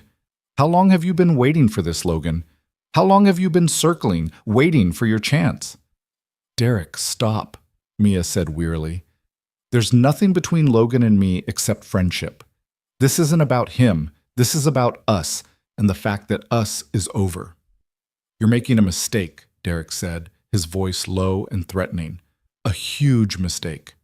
And you're going to realize it when you're alone and broke and have no one. Then that's my mistake to make, Mia said. She turned away from him, walking back toward the apartment building for the last load. They made one final trip, gathering Mia's art supplies, her grandmother's kitchen tools that she'd mentioned that first night, her books and personal items. Derek had retreated into the apartment, but Logan could feel him watching from the window. When Mia emerged with the last box, full of sketchbooks and photographs, memories of a life before Derek, her hands were shaking so badly she almost dropped it. Logan took it from her gently. You okay? He asked. She shook her head. Not yet, but I will be. They loaded everything into the SUV, and Mia stood in the parking lot for a long moment, looking up at the apartment she'd shared with Derek. Logan saw her shoulders rise and fall with a deep breath, saw the way she straightened her spine. I need to leave the key, she said quietly. I'll do it, Jenna offered. No, I need to. Mia walked back to the apartment one last time. Derek was standing in the doorway, and Logan tensed, ready to intervene if needed. But Mia simply held out the key. I'm leaving this with you. I'll be in touch through Rachel, she's my lawyer, about breaking the lease. Don't contact me directly. Don't call, don't text, don't show up wherever I'm staying. If you try, I'll file for a restraining order. Do you understand? Derek stared at her for a long moment, then snatched the key from her hand. You're going to regret this, he said one more time. Maybe, but at least I'll be safe while I figure that out. Mia turned and walked away, and Logan saw the exact moment Derek realized she really meant it. His face contorted with rage, and he slammed the door so hard the building seemed to shake. Mia didn't look back. She climbed into the SUV, and Marcus pulled out of the parking lot. Logan watched Derek's window, saw the curtain twitch. Something told him this wasn't over, not really. But for now, Mia was safe. For now, she was free. They drove to Logan's apartment in silence. Mia sat in the back seat, staring out the window with tears streaming down her face. Jenna held her hand, saying nothing, just being present. When they pulled into Logan's parking lot, Mia finally spoke. I did it. You did it, Jenna confirmed, pride evident in her voice. I actually left him. You actually left him? Mia let out a sound that was half laugh, half sob. Why do I feel terrible? Why do I feel like I just made the worst mistake of my life? Because leaving is hard, Logan said from the front seat. Even when it's the right thing to do, even when you know you have to, it's still hard. They carried everything up to Logan's apartment, stacking boxes in the corner of his living room. It was a lot, more than Logan had expected, physical proof of the life Mia had been living, the person she'd been trying to be. I can store most of this stuff until you're ready to deal with it, Logan offered. No rush. Mia nodded, looking overwhelmed. Thank you for everything, for coming with me, for not letting me face him alone, for... Her voice broke. For helping me be brave. You were already brave, Logan said. We just stood next to you while you proved it. Marcus and Jenna stayed for lunch, ordering pizza and trying to keep the mood light. But Mia was quiet, picking at her food, clearly processing everything that had just happened. Around 3 o'clock, she looked up at Jenna. Can we go to Portland tonight instead of tomorrow? I don't want to be here anymore. I don't want to be this close to him. Of course, Jenna said immediately. We can leave whenever you're ready. Now? Can we go now? Jenna looked at Marcus, who nodded. I'll go gas up the car. We can be on the road in 20 minutes. They moved quickly, repacking Mia's essential items into duffel bags for the trip. Logan helped carry things down to the SUV, his chest tight with an emotion he couldn't quite name. Relief that Mia was getting away, sadness that she was leaving, worry about what would happen next. When everything was loaded, Mia turned to him. I don't know how to thank you for what you've done. You don't have to thank me. You just have to take care of yourself. I will. Or I'll try. She hugged him, and Logan held on maybe a moment longer than strictly necessary. I'll call you when we get there. Let you know I'm safe. Please do. She pulled back, wiping her eyes. And Logan, will you check on the apartment sometimes? Make sure Derek doesn't, I don't know, trash the place or something? I know I shouldn't care, but I'll keep an eye on it. I promise. Mia climbed into the back seat of the SUV, and Jenna rolled down the window. Take care of yourself too, she told Logan, and if Derek gives you any trouble, call me immediately. I will. Marcus started the engine and Logan stepped back. He watched the SUV pull out of the parking lot, watched it turn onto the main road and disappear from sight. Only then did he allow himself to feel the full weight of the last few days. He went back upstairs, let himself into his quiet apartment. Mrs. Chen wouldn't bring Emma home for another hour. The apartment felt empty, full of ghosts, Mia's tears on Saturday night, her fear, her courage this morning. Logan sank onto the couch and let out a long breath. His phone buzzed, a text from Rachel. Heard it went relatively smoothly. Good. I'll start the lease negotiation process. Keep documenting everything just in case. He responded with thanks, then sat in the quiet thinking. About Derek's face when Mia had walked away. About the rage barely contained beneath the surface. About the threat implicit in his final words. You're going to regret this. Logan hoped Derek would just let it go, move on, find someone else to control. But something in his gut told him it wouldn't be that simple. Guys like Derek didn't like losing, and they especially didn't like losing to someone they considered beneath them. Logan made a decision. He opened his phone's camera, went to his door, and took a photo of the hallway, the view of Derek's door. He'd document anything unusual, keep a record, be prepared. Because Mia might be 2 hours away in Portland, but Logan was still right next door to Derek. And if Derek wanted to lash out, Logan would be the easiest target. He thought about texting Mia, warning her to be careful. But she'd been through enough today. She needed distance, needed space to breathe and heal. Logan could handle Derek if it came to that. The afternoon sun slanted through the windows, and Logan realized he was exhausted. Not just physically, but emotionally. The tension of the morning, the confrontation, watching Mia walk away from 3 years of her life, it had all taken a toll. His phone rang. Mia. Hey, he answered. You okay? We're about an hour outside Seattle, she said, her voice thick with tears. I needed to hear a friendly voice, needed to know I did the right thing. You did the right thing, Logan said firmly, without question. Then why does it hurt so much? Because you're grieving, not for what you had with Derek, but for what you hoped it could have been. You're grieving the future you thought you'd have, and that's normal. That's okay. Mia was quiet for a moment. You're good at this. The whole emotional support thing. 4 years of single parenting teaches you some things. She laughed, watery but genuine. Thank you, Logan, for everything. I mean it. Anytime. Now go be with Jenna. Let yourself feel whatever you need to feel and know that you're safe. I'm safe, she repeated, like she was trying to convince herself. I'm actually safe. They said goodbye and Logan set his phone down. Through the thin wall, he could hear movement in Derek's apartment. Footsteps, the sound of something being thrown, a muffled shout of frustration. Logan stood, walked to the shared wall, and pressed his hand against it. On the other side was a man whose world had just crumbled, whose control had just slipped away. Logan didn't feel sorry for him. Derek had made his choices, had created this situation through his own actions, but he did feel wary, cautious, ready, because this wasn't over, not yet. And Logan needed to be prepared for whatever came next. The first week after Mia left for Portland, Logan found himself listening to the wall more than he wanted to admit. Derek's apartment had become a source of constant low-level noise. Music at odd hours, raised voices during phone calls, the occasional crash of something being thrown. Logan documented it all, taking notes with timestamps, just in case.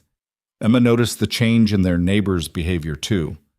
One morning over breakfast, she looked up from her cereal and asked, "Why is Mr. Derek so loud now? Is he sad that Miss Mia left?" Logan chose his words carefully. "Sometimes when people are upset, they don't handle it well, but it's not our problem to fix, okay?" "Did Miss Mia leave because he was mean to her?" Logan paused, surprised by his daughter's perception. "What makes you ask that?" Emma shrugged, stirring her cereal. She always seemed nervous around him, like she was worried about doing something wrong, and he never smiled at her the way you smile at me. The observation hit Logan harder than he expected. If a 7-year-old could see the dysfunction in that relationship, how had it gone on for so long?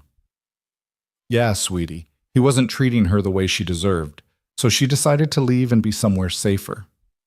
"That was brave of her." "It really was." "I miss her," Emma said quietly. "Will she ever come back to visit?" "Maybe someday, but right now she needs to focus on taking care of herself." Emma seemed to accept this, returning to her breakfast. But Logan felt the absence too, the empty apartment next door that had briefly held someone he cared about, someone who'd reminded him that his carefully controlled life had maybe become too small. Mia called every few days, usually in the evening after Emma was asleep. She'd tell Logan about Portland, about the therapy sessions Jenna had helped her set up, about the slow process of rebuilding her confidence. Her voice sounded different each time, sometimes lighter, sometimes weighted with grief, but gradually growing stronger. "I had my first client meeting yesterday," she told him one Thursday night, 2 weeks after leaving Seattle. "Like, in person, at a coffee shop. And I didn't check my phone once to see if Derek had messaged. Didn't worry about getting permission to be there. I just existed as myself. It was weird and wonderful." "That's huge progress," Logan said, settling into his usual spot on the couch. "I know it sounds stupid, celebrating something so basic. It's not stupid. It's reclaiming your autonomy piece by piece." "My therapist said something similar." Mia laughed softly. "She's really good, actually. Specializes in trauma from abusive relationships. She helped me see patterns I didn't even realize were patterns. Like how I'd always ask Derek's opinion before making any decision, even about my own work. How I'd preemptively apologize for things that weren't my fault. How I'd trained myself to be smaller and quieter to avoid conflict." Logan felt anger rise in his chest, the same anger he'd felt watching Derek belittle Mia in that apartment. "You're not doing that anymore, though." "I'm trying not to. It's hard. I catch myself about to apologize to the barista for ordering coffee, and I have to consciously stop myself." She paused. "How are things there? Has Derek bothered you?" Logan debated how much to tell her. "He's been loud, playing music at weird hours, having people over late at night, but he hasn't directly contacted me or caused any real trouble." "That's good. Rachel said the landlord is willing to let me off the lease early, with documented cause. Derek will have to cover the full rent or find a new roommate. Part of me feels guilty about that." "Don't. He made his choices." "I know. My therapist says the guilt is part of the pattern too, feeling responsible for his emotions, his problems, his life. She says it'll take time to unlearn." They talked for another hour, and when they finally said goodnight, Logan felt both comforted and unsettled.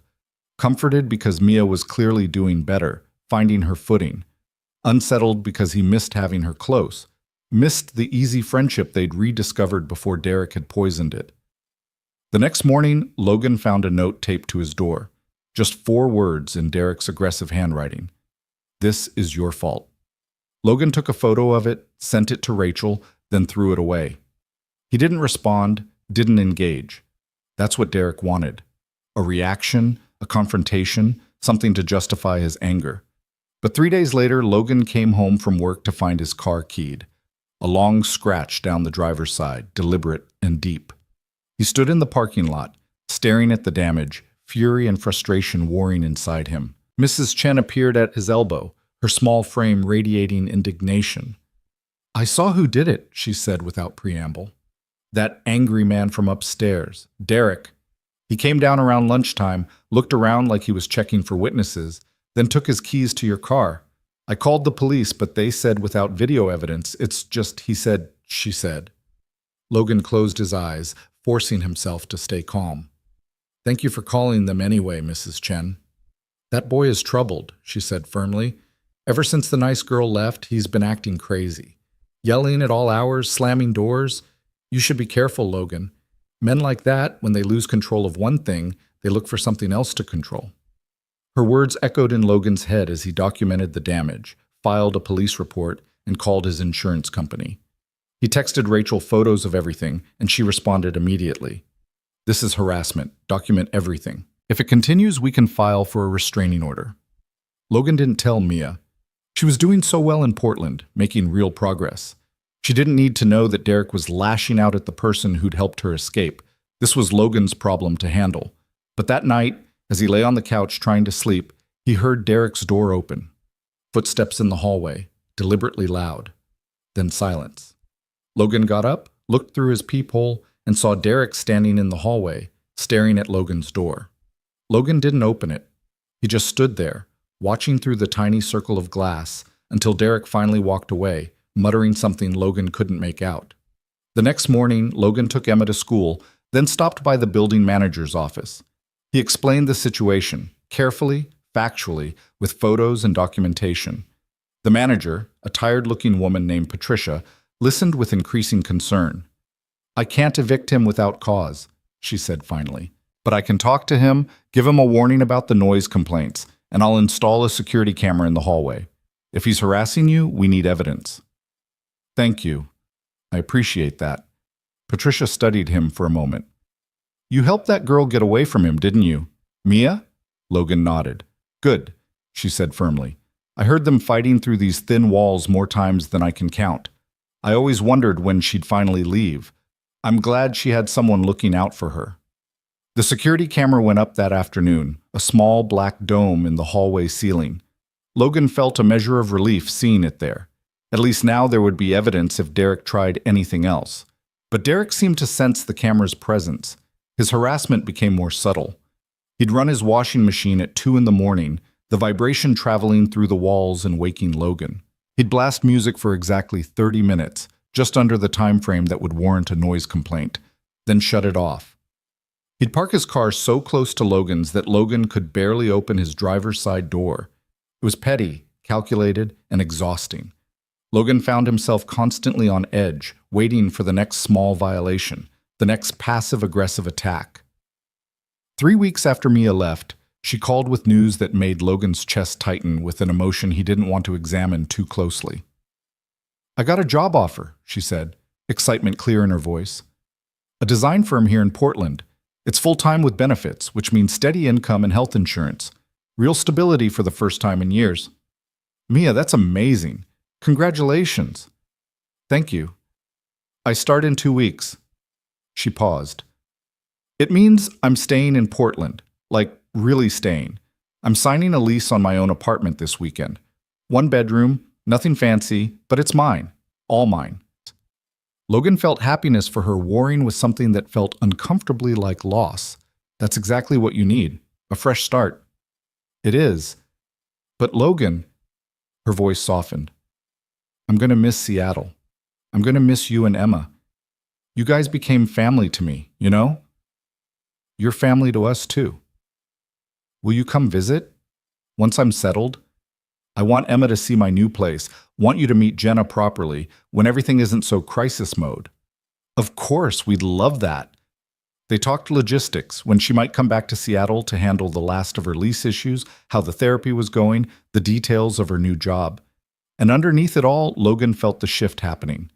Mia was building a new life, one that didn't include daily phone calls or the promise of eventually returning. She was moving forward, which was exactly what she should be doing. So why did it feel like something was ending? After they hung up, Logan sat in the quiet of his apartment, Emma already asleep, and let himself feel the loneliness he'd been pushing away. His life had become small again. Work, parenting, routine, safe but empty. Through the wall, he heard Derek's voice, loud and angry on what sounded like a phone call. She thinks she can just move on? Start over like none of it mattered? We'll see about that. Logan went still, listening. Derek's voice dropped lower, but Logan could still make out fragments. Portland's not that far. Teach her a lesson. Thinks she's so much better. Ice flooded Logan's veins. He grabbed his phone, immediately texting Mia. Has Derek tried to contact you at all? Her response came quickly. Not directly, but Jenna said someone's been asking around about me at the coffee shop where I usually work. She confronted them and they left. Why? Logan's fingers hovered over the keyboard. He could tell her what he'd heard, worry her, possibly for nothing. Or he could handle it himself, keep her focused on her healing and her new beginning. He typed, just checking, stay vigilant, okay? And tell Jenna to keep an eye out. I will. Is everything okay there? Everything's fine. Get some sleep. He hated lying to her, but he also knew she didn't need the added stress. Instead, Logan called Rachel, explaining what he'd overheard. She listened without interrupting, then sighed heavily. I'll contact Jenna directly, make sure she knows to document any suspicious activity. And I'll send Derek a cease and desist letter. If he violates it, Mia can file for a restraining order, even across state lines. What about criminal charges? For the harassment here? The keyed car is borderline. Mrs. Chen's testimony helps, but without video, it's tough. The rest is annoying, but not technically illegal. Rachel paused. But Logan, if you feel unsafe, you can file for your own restraining order. You have grounds, the threatening note, the property damage, the harassment. Logan considered it. Let me think about it. I don't want to escalate things if I don't have to. Sometimes escalation is necessary for safety. Just promise me you'll be careful. I promise. That weekend, Logan took Emma to the zoo, desperate for normalcy and distance from the apartment. They spent hours watching the penguins, riding the carousel, eating overpriced ice cream. Emma was radiant, pointing out every animal, asking endless questions, being the bright spot in Logan's increasingly complicated life. On the walk back to their car, Emma slipped her small hand into his. Dad, are you sad? Logan looked down at his daughter, at her too perceptive eyes. A little, maybe. But I'm happy too. Happy to be here with you. Is it because you miss Miss Mia? Logan's throat tightened. Yeah, kiddo, I do miss her. Do you love her? Like the way people love each other in movies? The question caught Logan completely off guard. He stopped walking, kneeling down to Emma's eye level. What makes you ask that? Emma shrugged. You smile different when you talk to her, and you seemed really worried about her when Mr. Derek was being mean. Mom used to say that love is when you worry about someone even when they're not around. Logan pulled Emma into a hug, overwhelmed by her insight and the truth in her words. Did he love Mia? He cared about her deeply, that much was certain. But love? That felt too complicated, too presumptuous given everything she'd been through. I care about her very much, Logan said carefully, but right now what she needs is space to heal and figure out her own life. Sometimes caring about someone means giving them room to do that. But maybe someday? Emma asked hopefully. Maybe someday, Logan allowed, though he wasn't sure he believed it. They drove home, and Logan felt the weight of Emma's question settling over him. His feelings for Mia had shifted somewhere along the way, from old friendship to protective concern to something deeper, something he'd been deliberately not examining too closely. But it didn't matter what he felt. Mia needed to rebuild herself, needed to learn who she was outside of an abusive relationship. She didn't need another man's feelings complicating that journey. That night, after Emma was asleep, Logan's phone rang. Unknown number. He almost didn't answer, but something made him pick up. Logan Carter? A woman's voice, professional and crisp. Speaking. This is Detective Sarah Morrison with the Seattle Police Department. I'm calling regarding a report filed by Mia Bennett about ongoing harassment from Derek Hartley. Your name came up as a witness and potential target of related harassment. Do you have a few minutes to talk? Logan's heart rate spiked. Yes, of course. What's happened? Ms. Bennett filed a formal complaint this evening after Mr. Hartley attempted to contact her through multiple fake social media accounts, sent packages to her workplace in Portland, and made veiled threats and messages to her cousin. Given your proximity to Mr. Hartley and your involvement in helping Mrs. Bennett leave the relationship, We want to make sure you're aware of the situation and taking appropriate precautions. Logan sank onto the couch. I've documented his harassment toward me. The threatening note, damage to my car, noise complaints. I have photos and timestamps. Good. Send those to me at this email address. She rattled off an official-sounding email. We're building a case for a restraining order on Miss Bennett's behalf. Your documentation will help establish a pattern of behavior. Has Mr. Hartley made any direct threats against you? Logan told her about the overheard phone conversation, about the escalating harassment, about his growing concern for his and Emma's safety. The detective listened, asked pointed questions, and finally said, Mr. Carter, I'm going to be direct with you. Men like Derek Hartley often escalate when they lose control. Miss Bennett was smart to leave and to file this report, but you're in a vulnerable position living right next to him. I'd recommend considering alternative housing arrangements, at least temporarily. I can't just uproot my daughter. She's in school, she has friends, stability. I understand.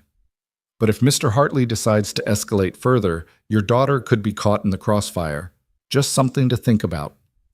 After the call ended, Logan sat in the dark, his mind racing. He thought about Emma, about her routine, her happiness. He thought about Mia in Portland, trying to move forward while Derek continued to poison everything he could reach. He thought about the man on the other side of the wall, festering in his anger, looking for targets. Logan made a decision. He called his parents in Spokane, something he rarely did outside of holidays. His mother answered on the third ring. Logan? Is everything okay? Hi, Mom. Yeah, everyone's fine. I need to ask a favor. He explained the situation, keeping the details vague enough to not alarm her, but clear enough that she understood the seriousness. His mother listened, then said without hesitation, Send Emma to us. For a few weeks until this situation resolves. She loves it here, and we'd love to have her. I can't ask you to. You're not asking, I'm offering. Logan, if there's even a chance this man might do something dangerous, Emma shouldn't be there. You can handle whatever needs handling, and we'll keep her safe and happy here. Logan felt relief wash over him. Thank you, Mom. Really? That's what family does. When can you bring her? They made arrangements for the following weekend. Logan would drive Emma to Spokane, spend one night catching up with his parents, then return to Seattle to deal with Derek and whatever came next. The next day, Logan explained to Emma that she'd be going on a special trip to see her grandparents. She was excited at first, then suspicious. How long will I be there? A few weeks, maybe a month? A month? Her face fell. But what about school? What about Sophie and my other friends? Your grandma will homeschool you for a bit, and you can video chat with your friends. It's not forever, just until some grown-up stuff gets sorted out here. Does it have something to do with Mr. Derek? Logan should have known he couldn't hide anything from her. Yes, but I promise you're not in any danger. This is just me being extra careful. Emma considered this, then nodded slowly. Okay, but you have to call me every single day. Every single day, Logan promised, pulling her into a hug. That week crawled by. Logan prepared Emma for her trip, packed her favorite clothes and toys, explained to her teacher about the temporary arrangement.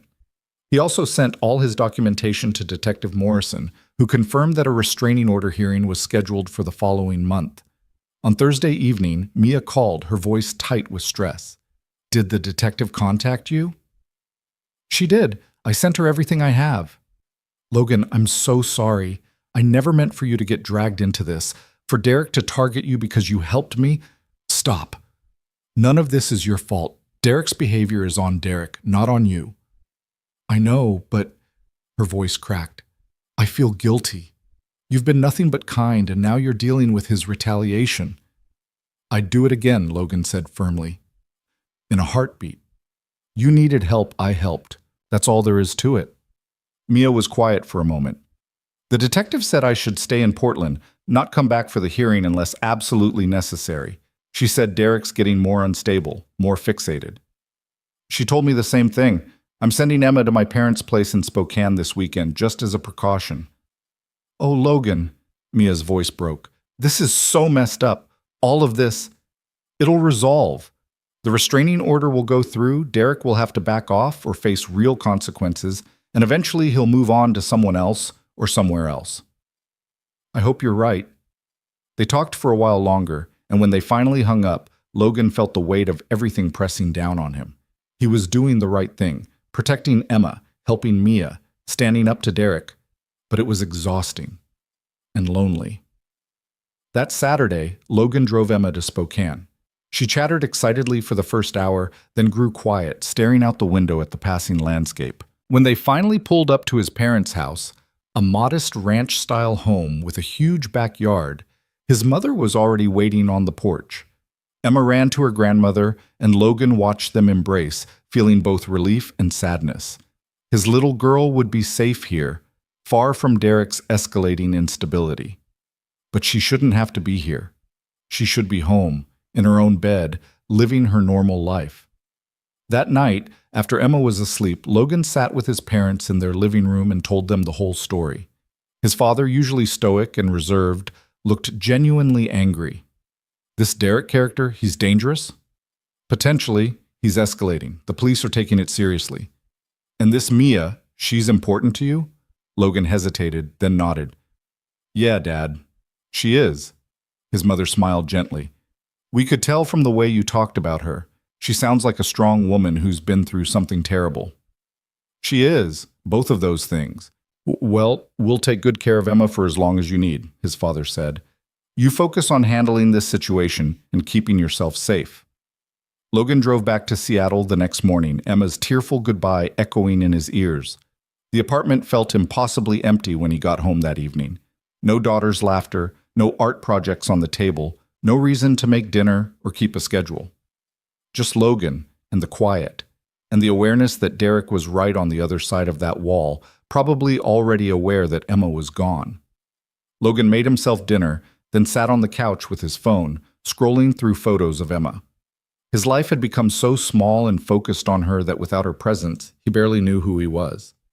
Through the wall, he heard Derek's television, playing too loud. Then voices. Derek and someone else, though Logan couldn't make out words. Logan closed his eyes, centering himself. Emma was safe. Mia was building her new life. The restraining order would go through eventually. This situation would resolve. It had to. Because Logan was tired of living in this limbo, tired of checking his peephole before leaving his apartment, tired of sleeping on his couch because his bedroom shared a wall with Derek's apartment, tired of being afraid in his own home. His phone buzzed. A text from Mia. Thank you for everything you're doing. I know it's hard. I know it's unfair. But I'm grateful every day that you were there when I needed someone. Logan stared at the message, feeling something shift in his chest. He typed back, I'm glad I was there too. And Mia? When this is all over, when Derek's out of the picture and you've had time to heal, I'd like to see where we could go, if you're interested. He hit send before he could second-guess himself, then immediately regretted it. Too soon, too presumptuous, too much. But Mia's response came quickly. I'd like that too. When I'm ready. When I'm whole again. I'd really like that. Logan smiled, feeling hope bloom in his chest for the first time in weeks. Maybe this wasn't an ending after all. Maybe it was just the hard middle part, the struggle before things got better. He could handle the hard parts, especially if there was something worth fighting for on the other side. The next 2 weeks passed in a strange, suspended reality. Logan went to work, came home, called Emma every evening like he'd promised, and tried to ignore the constant awareness of Derek's presence next door. The hallway camera had captured Derek loitering outside Logan's door on 3 separate occasions, just standing there, staring, before walking away. Patricia had added these incidents to the growing file of evidence. Detective Morrison called with updates. The restraining order hearing was scheduled for the following Tuesday. Derek had been served papers and had responded through a lawyer, claiming Mia was exaggerating, that he'd never threatened anyone, that she was just bitter about the breakup. The lawyer's statement made Logan's blood boil. The calculated dismissal of everything Mia had endured, the reframing of abuse as relationship drama. Unfortunately, it's a common defense strategy, Detective Morrison explained. But we have documentation. The messages he sent through fake accounts, the packages to her workplace, witness statements from you and Jenna. The judge will see the pattern. What happens if the restraining order goes through? Derek will be legally required to stay at least 500 feet away from Mia, her workplace, her residence, and any family members. He'll also be prohibited from any form of contact, calls, texts, emails, social media. If he violates it, he can be arrested. And what about me? The harassment here? That's trickier. You're not the primary victim, so you wouldn't be covered under Mia's order. But if his behavior toward you continues or escalates, you can file your own complaint. With the evidence you've already provided, you'd have a strong case. Logan thanked her and hung up, feeling both relieved and anxious. 5 more days until the hearing. 5 more days of living next to someone who'd proven himself unpredictable and vindictive. That night, Logan was heating up leftover Chinese food when his phone rang. Mia, her voice bright in a way he hadn't heard in months. "I started my new job today," she announced. "And Logan, it was amazing. My coworkers are friendly, my boss is supportive, the projects are creative and challenging. It's everything I hoped it would be." "That's wonderful, Mia. Really wonderful." "I know it's just the first day, but I felt like myself again. Like the version of me that existed before Derek, before I learned to make myself small. I walked into that office and I just belonged. Does that make sense?"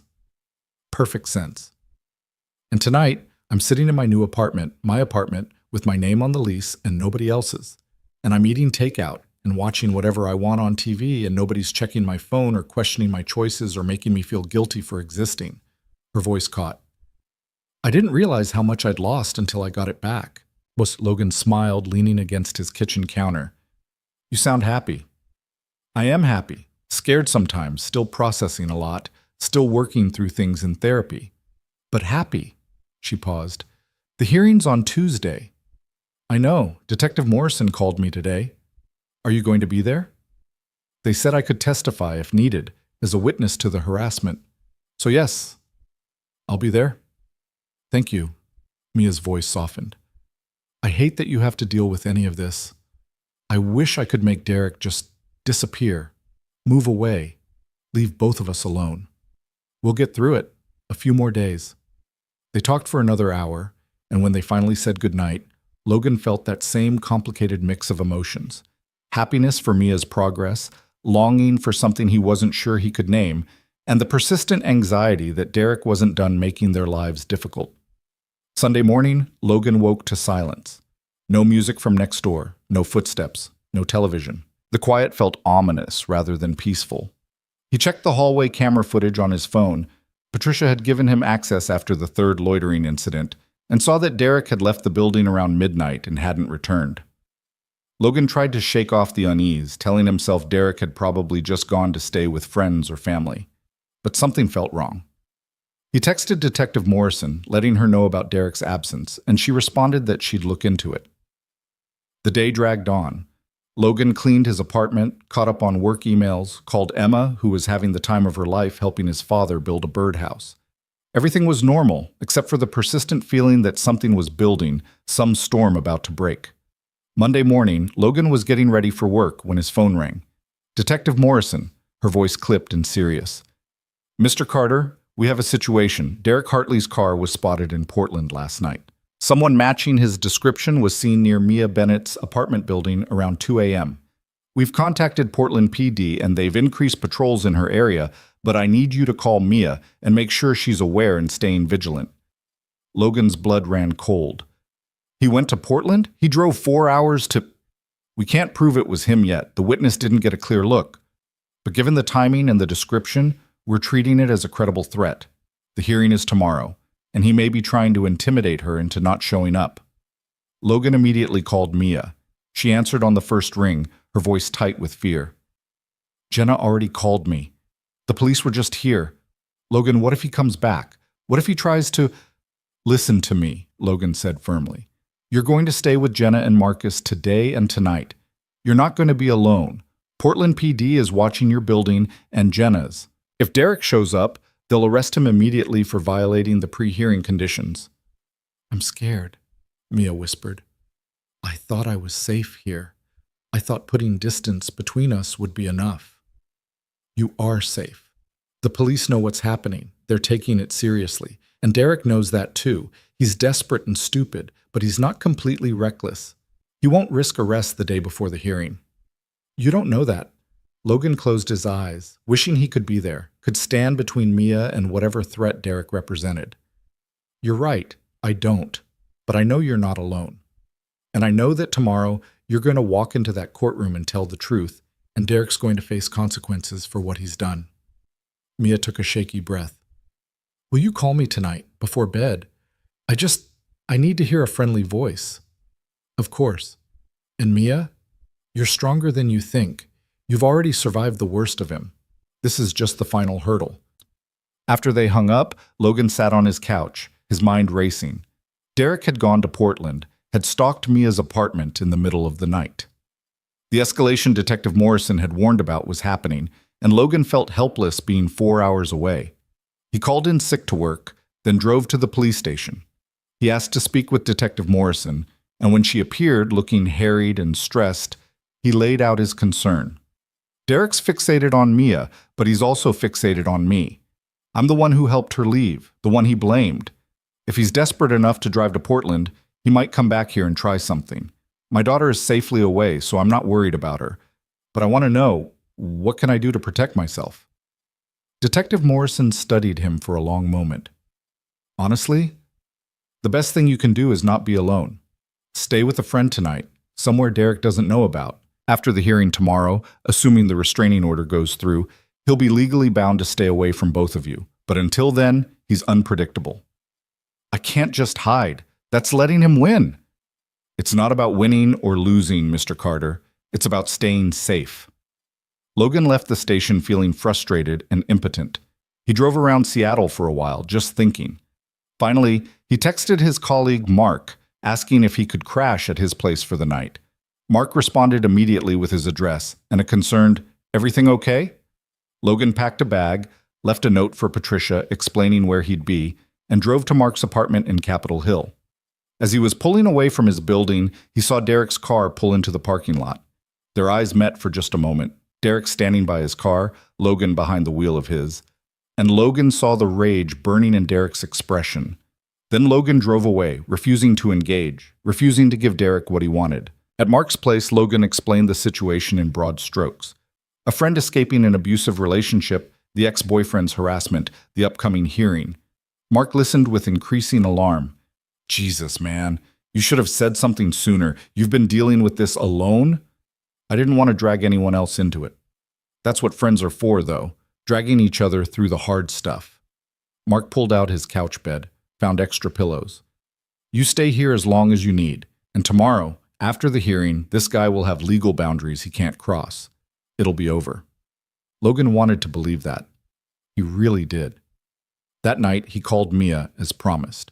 She was at Jenna's apartment, Marcus answering the door to every delivery person and visitor, Jenna keeping constant watch. They talked about everything except Derek, about Emma's adventures in Spokane, about Mia's new coworkers, about the Thai restaurant Jenna had ordered dinner from. I keep thinking about what you texted me, Mia said quietly, when the conversation had wound down to comfortable silence. About seeing where we could go after all this is over. Logan's heart rate picked up. Yeah?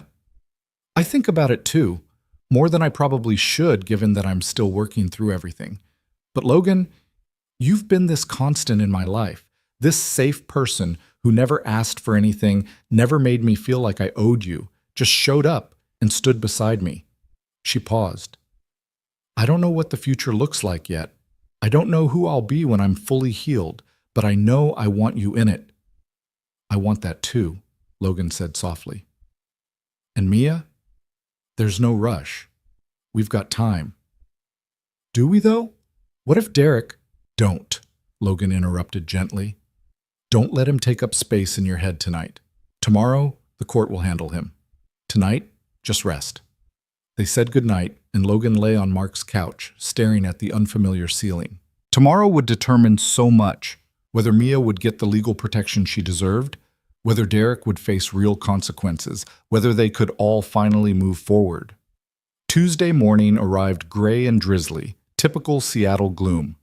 Logan dressed in his one good suit, the one he wore to job interviews and parent-teacher conferences, and drove to the King County Courthouse. He arrived early, finding a bench outside the courtroom, and waited. Detective Morrison appeared first, carrying a thick folder of evidence. Then Rachel, Mia's lawyer, looking sharp and prepared. Other witnesses, Jenna and Marcus, who'd driven up that morning. Mrs. Chen, who'd taken the bus downtown to testify about what she'd seen. And finally, Mia. She walked down the courthouse hallway with her head high, dressed in a simple navy dress and flats, her hair pulled back, minimal makeup. She looked terrified and brave in equal measure. When she saw Logan, her face transformed, relief washing over her features. "You came," she said, as if there'd been any doubt. "Of course I came." They didn't have time to say more before the bailiff called them in. The courtroom was smaller than Logan expected, more intimate. The judge, a stern-looking woman in her 60s, sat behind the bench reviewing paperwork.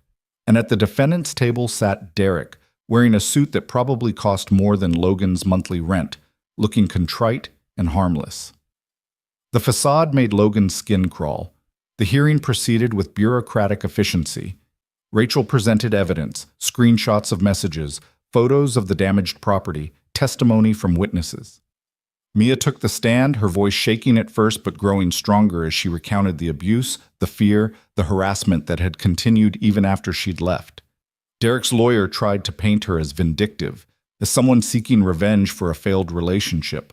But when Jenna testified about the fake social media accounts, when Mrs. Chen described watching Derek key Logan's car, when Detective Morrison presented the timeline of escalating behavior, the pattern became undeniable. Logan was called to testify near the end. He described Saturday night, the sounds through the wall, Mia arriving at his door. He described helping her get her belongings, Derek's threats, the harassment that had followed. He stayed calm, factual, refusing to let emotion color his words, even as Derek glared at him from across the courtroom. Derek's lawyer asked pointed questions. "Mr. Carter, isn't it true that you had feelings for Mrs. Bennett even while she was in a relationship with my client?" Logan met the lawyer's eyes steadily. "I cared about her as a friend. I was concerned about her well-being. And now? Do your feelings extend beyond friendship?" "That's not relevant to this hearing," the judge interjected. "Move on, counselor." The lawyer tried a different angle. "You took it upon yourself to insert yourself into their relationship, to encourage Ms. Bennett to leave." "I provided a safe place when she asked for one," Logan said firmly. "I didn't insert myself into anything. I responded to someone in crisis." The lawyer looked frustrated but backed off. Logan stepped down, returning to his seat in the gallery. Finally, Derek was allowed to speak. He stood, looking appropriately remorseful, and delivered what was clearly a prepared speech about loving Mia, about making mistakes, about just wanting closure and a chance to apologize. "I never meant to scare her," he said, his voice breaking in all the right places. "I just wanted to talk, to make things right. Maybe I went about it the wrong way, but it came from a place of caring." Logan watched Mia's face as Derek spoke.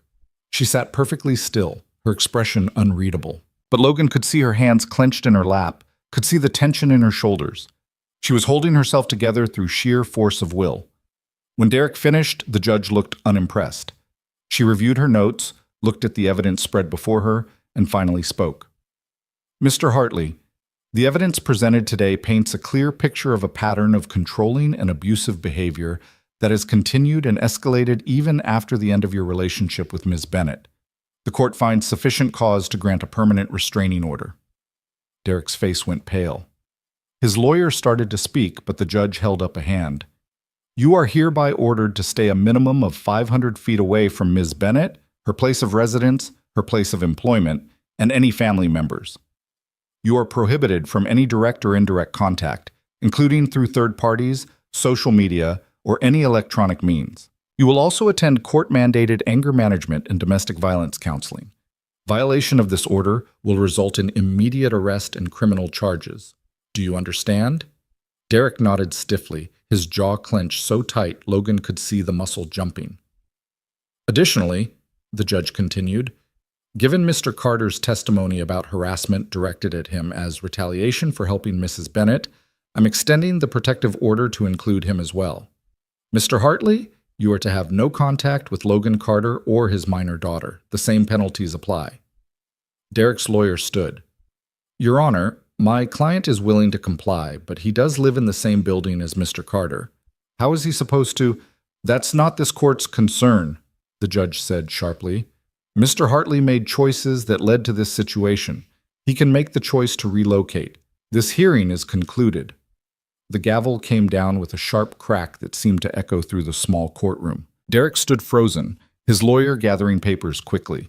Mia remained seated until Derek and his lawyer had left the courtroom, maintaining that careful distance. Only when they were gone did she finally allow herself to breathe. Jenna was at her side immediately, pulling her into a fierce hug. Marcus stood guard at the door, making sure Derek didn't try to approach in the hallway. Logan waited, giving Mia space to process with her family. But when she finally looked up, when her eyes found his across the courtroom, the gratitude and relief in her expression made his chest ache. She crossed to him, and without thinking, Logan pulled her into his arms. She held on tight, her face pressed against his shoulder, and he felt her trembling. "It's over," she whispered. "It's really over." "It's really over," Logan confirmed. They stood like that for a long moment, neither wanting to let go. Finally, Mia pulled back, wiping her eyes. "Thank you," she said, "for everything. For testifying, for being here, for being the person who made me believe I deserved better." "You always deserved better." Rachel approached, all business. "The order goes into effect immediately. If Derek tries to contact either of you, document it and call the police right away. The judge was very clear about the consequences." "What about the apartment?" Mia asked. "The lease?" "I'll handle that. Given the restraining order, the landlord will have to let you out of the lease without penalty. Derek can stay or go, but that's his problem now, not yours." They walked out of the courthouse together, emerging into the drizzly Seattle afternoon. The rain felt cleansing somehow, washing away the tension of the last few weeks. Jenna and Marcus headed back to Portland with Mia, who had to work the next day. Before she left, Mia hugged Logan again. "Come visit soon?" she asked. "Once things settle down? Bring Emma, let her see my new place? We'd love that. And Logan?" She looked up at him, her green eyes clear and bright. "Thank you for waiting, for not pushing, for just being patient with me while I figure myself out." "Take all the time you need," Logan said, meaning it. "I'm not going anywhere." He watched them drive away, then headed to his own car. His phone buzzed with a text from his mother. "Emma wants to know when she can come home. We love having her, but she misses you." Logan smiled, typing back, "Soon, very soon." He drove to Mark's apartment to collect his things, then back to his own building. The restraining order meant Derek would have to move, but that might take time. For now, Logan would just have to coexist with the knowledge that his harasser was next door, legally bound to leave him alone. But when Logan climbed the stairs to his floor, he saw Patricia standing in the hallway with a maintenance worker. "Logan," she said, looking relieved to see him. "I was just about to call you. Derek Hartley submitted his 30-day notice this morning. He's moving out." Logan felt a weight lift from his shoulders. "He is?" "Said something about relocating for work. I didn't ask questions, just accepted the notice and told him we'd prorate his last month's rent." Patricia handed Logan an envelope. "He also asked me to give you this." Logan took the envelope warily. Inside was a single sheet of paper with 2 sentences in Derek's handwriting. "You win. I hope you're both happy." Logan crumpled the note, throwing it in the hallway trash. "It was never about winning," he muttered. But Derek was leaving, and that was what mattered. The next few weeks passed in a strange calm. Derek moved out quietly, hiring movers on a weekday when Logan was at work. Logan came home to an empty apartment next door, all traces of Derek's presence erased.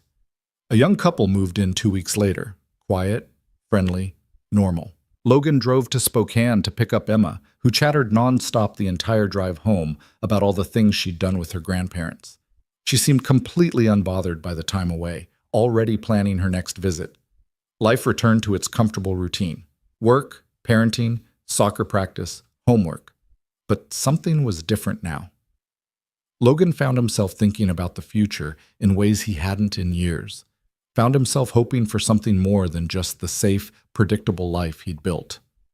He and Mia talked almost every day, their conversations ranging from mundane daily details to deeper reflections on healing and growth. She was thriving in Portland, Her job was going well, her therapy was helping. She was building a life that was entirely her own. 3 months after the restraining order hearing, Mia invited Logan and Emma to Portland for a long weekend. They drove down on a Friday afternoon, Emma excited to see Miss Mia's new place. Mia's apartment was small but full of personality.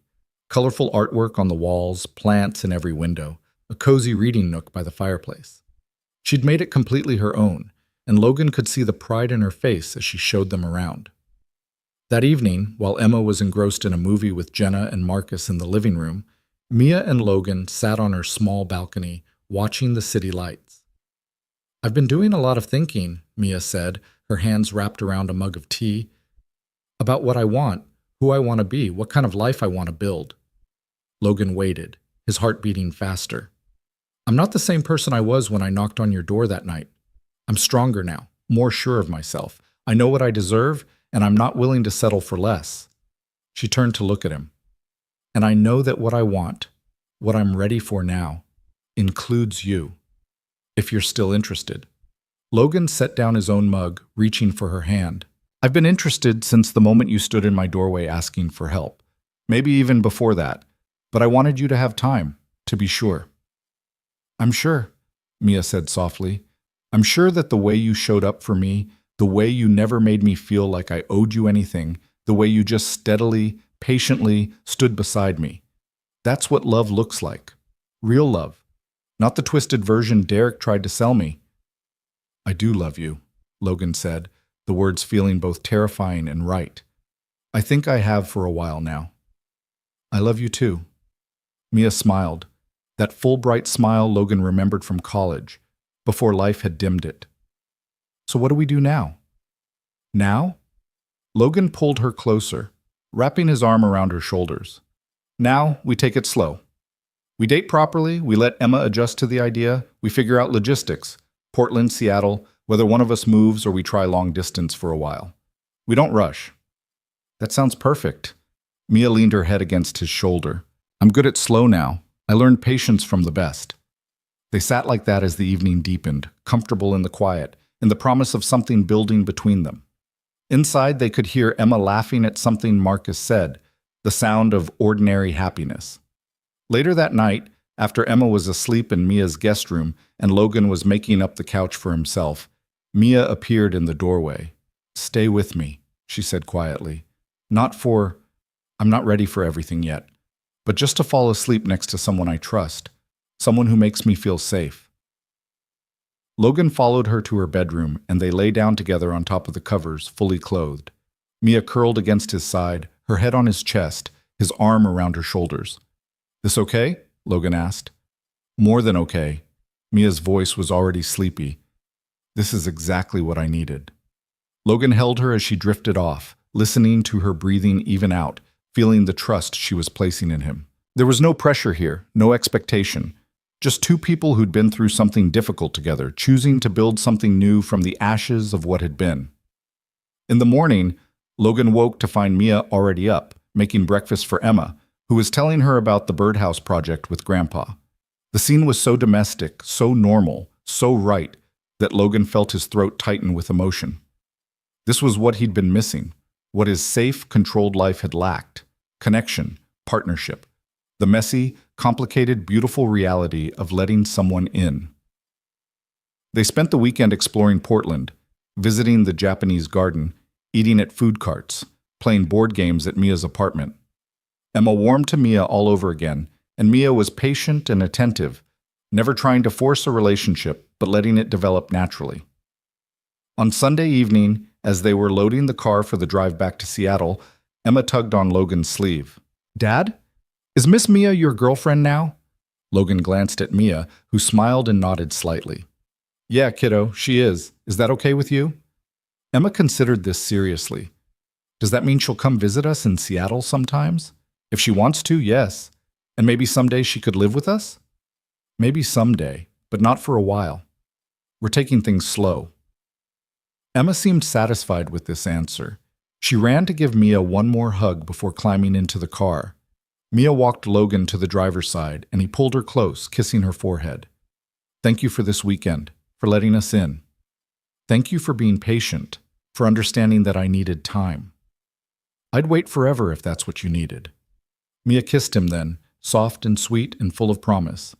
You won't have to wait forever, just long enough for me to be ready to do this right. Logan drove home with Emma dozing in the passenger seat, his heart fuller than it had been in years. The road ahead was uncertain. They'd have to figure out logistics, have hard conversations, navigate the complexity of blending their lives. But for the first time since Jessica had left, Logan felt hopeful about the future. 6 months later, Mia accepted a remote position with her Portland design firm, allowing her to work from anywhere. She found an apartment in Seattle, close enough to visit easily, but separate, maintaining her independence while building their relationship. A year after that, on a quiet Saturday morning, Logan woke to find Mia in his kitchen making pancakes while Emma set the table.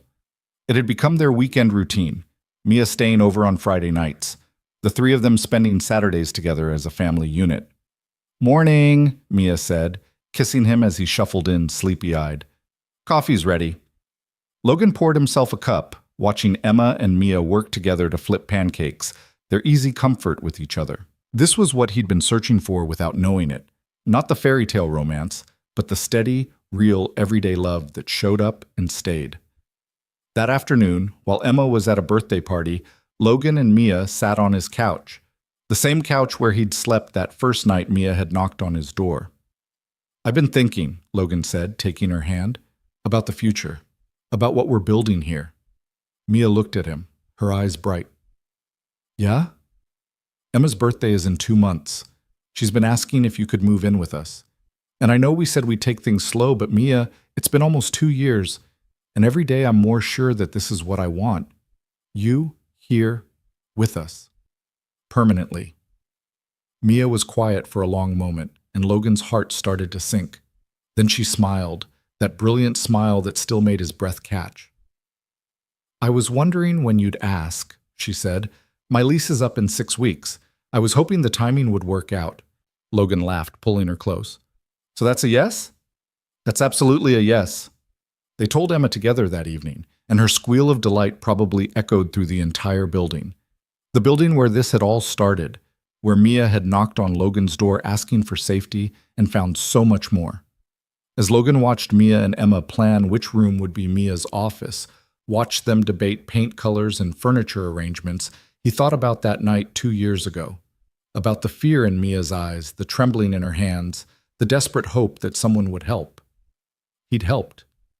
And in helping her, she'd helped him too, had shown him that his life could be more than just safe and controlled, that opening himself up to risk and complexity could lead to something beautiful. Love, Logan had learned, wasn't about grand gestures or dramatic rescues.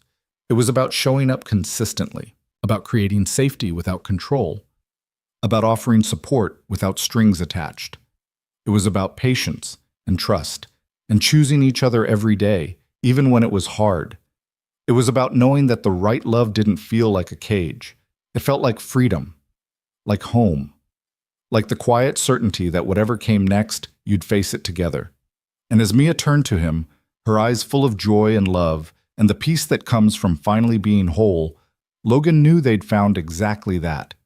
The silence next door that had once seemed ominous was now just empty space, waiting for new neighbors, new stories. But in Logan's apartment, there was laughter and love and the beautiful noise of a family being built.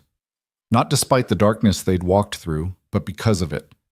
Some stories don't end with a kiss. They end with a choice. The choice to heal, to grow, to love again after fear has tried to break you. And sometimes, if you're very lucky, they end with someone who stood beside you in the darkness, looking at you in the light and saying, "Yes, this is worth it. You are worth it. We are worth it." This was that kind of ending, and that kind of beginning.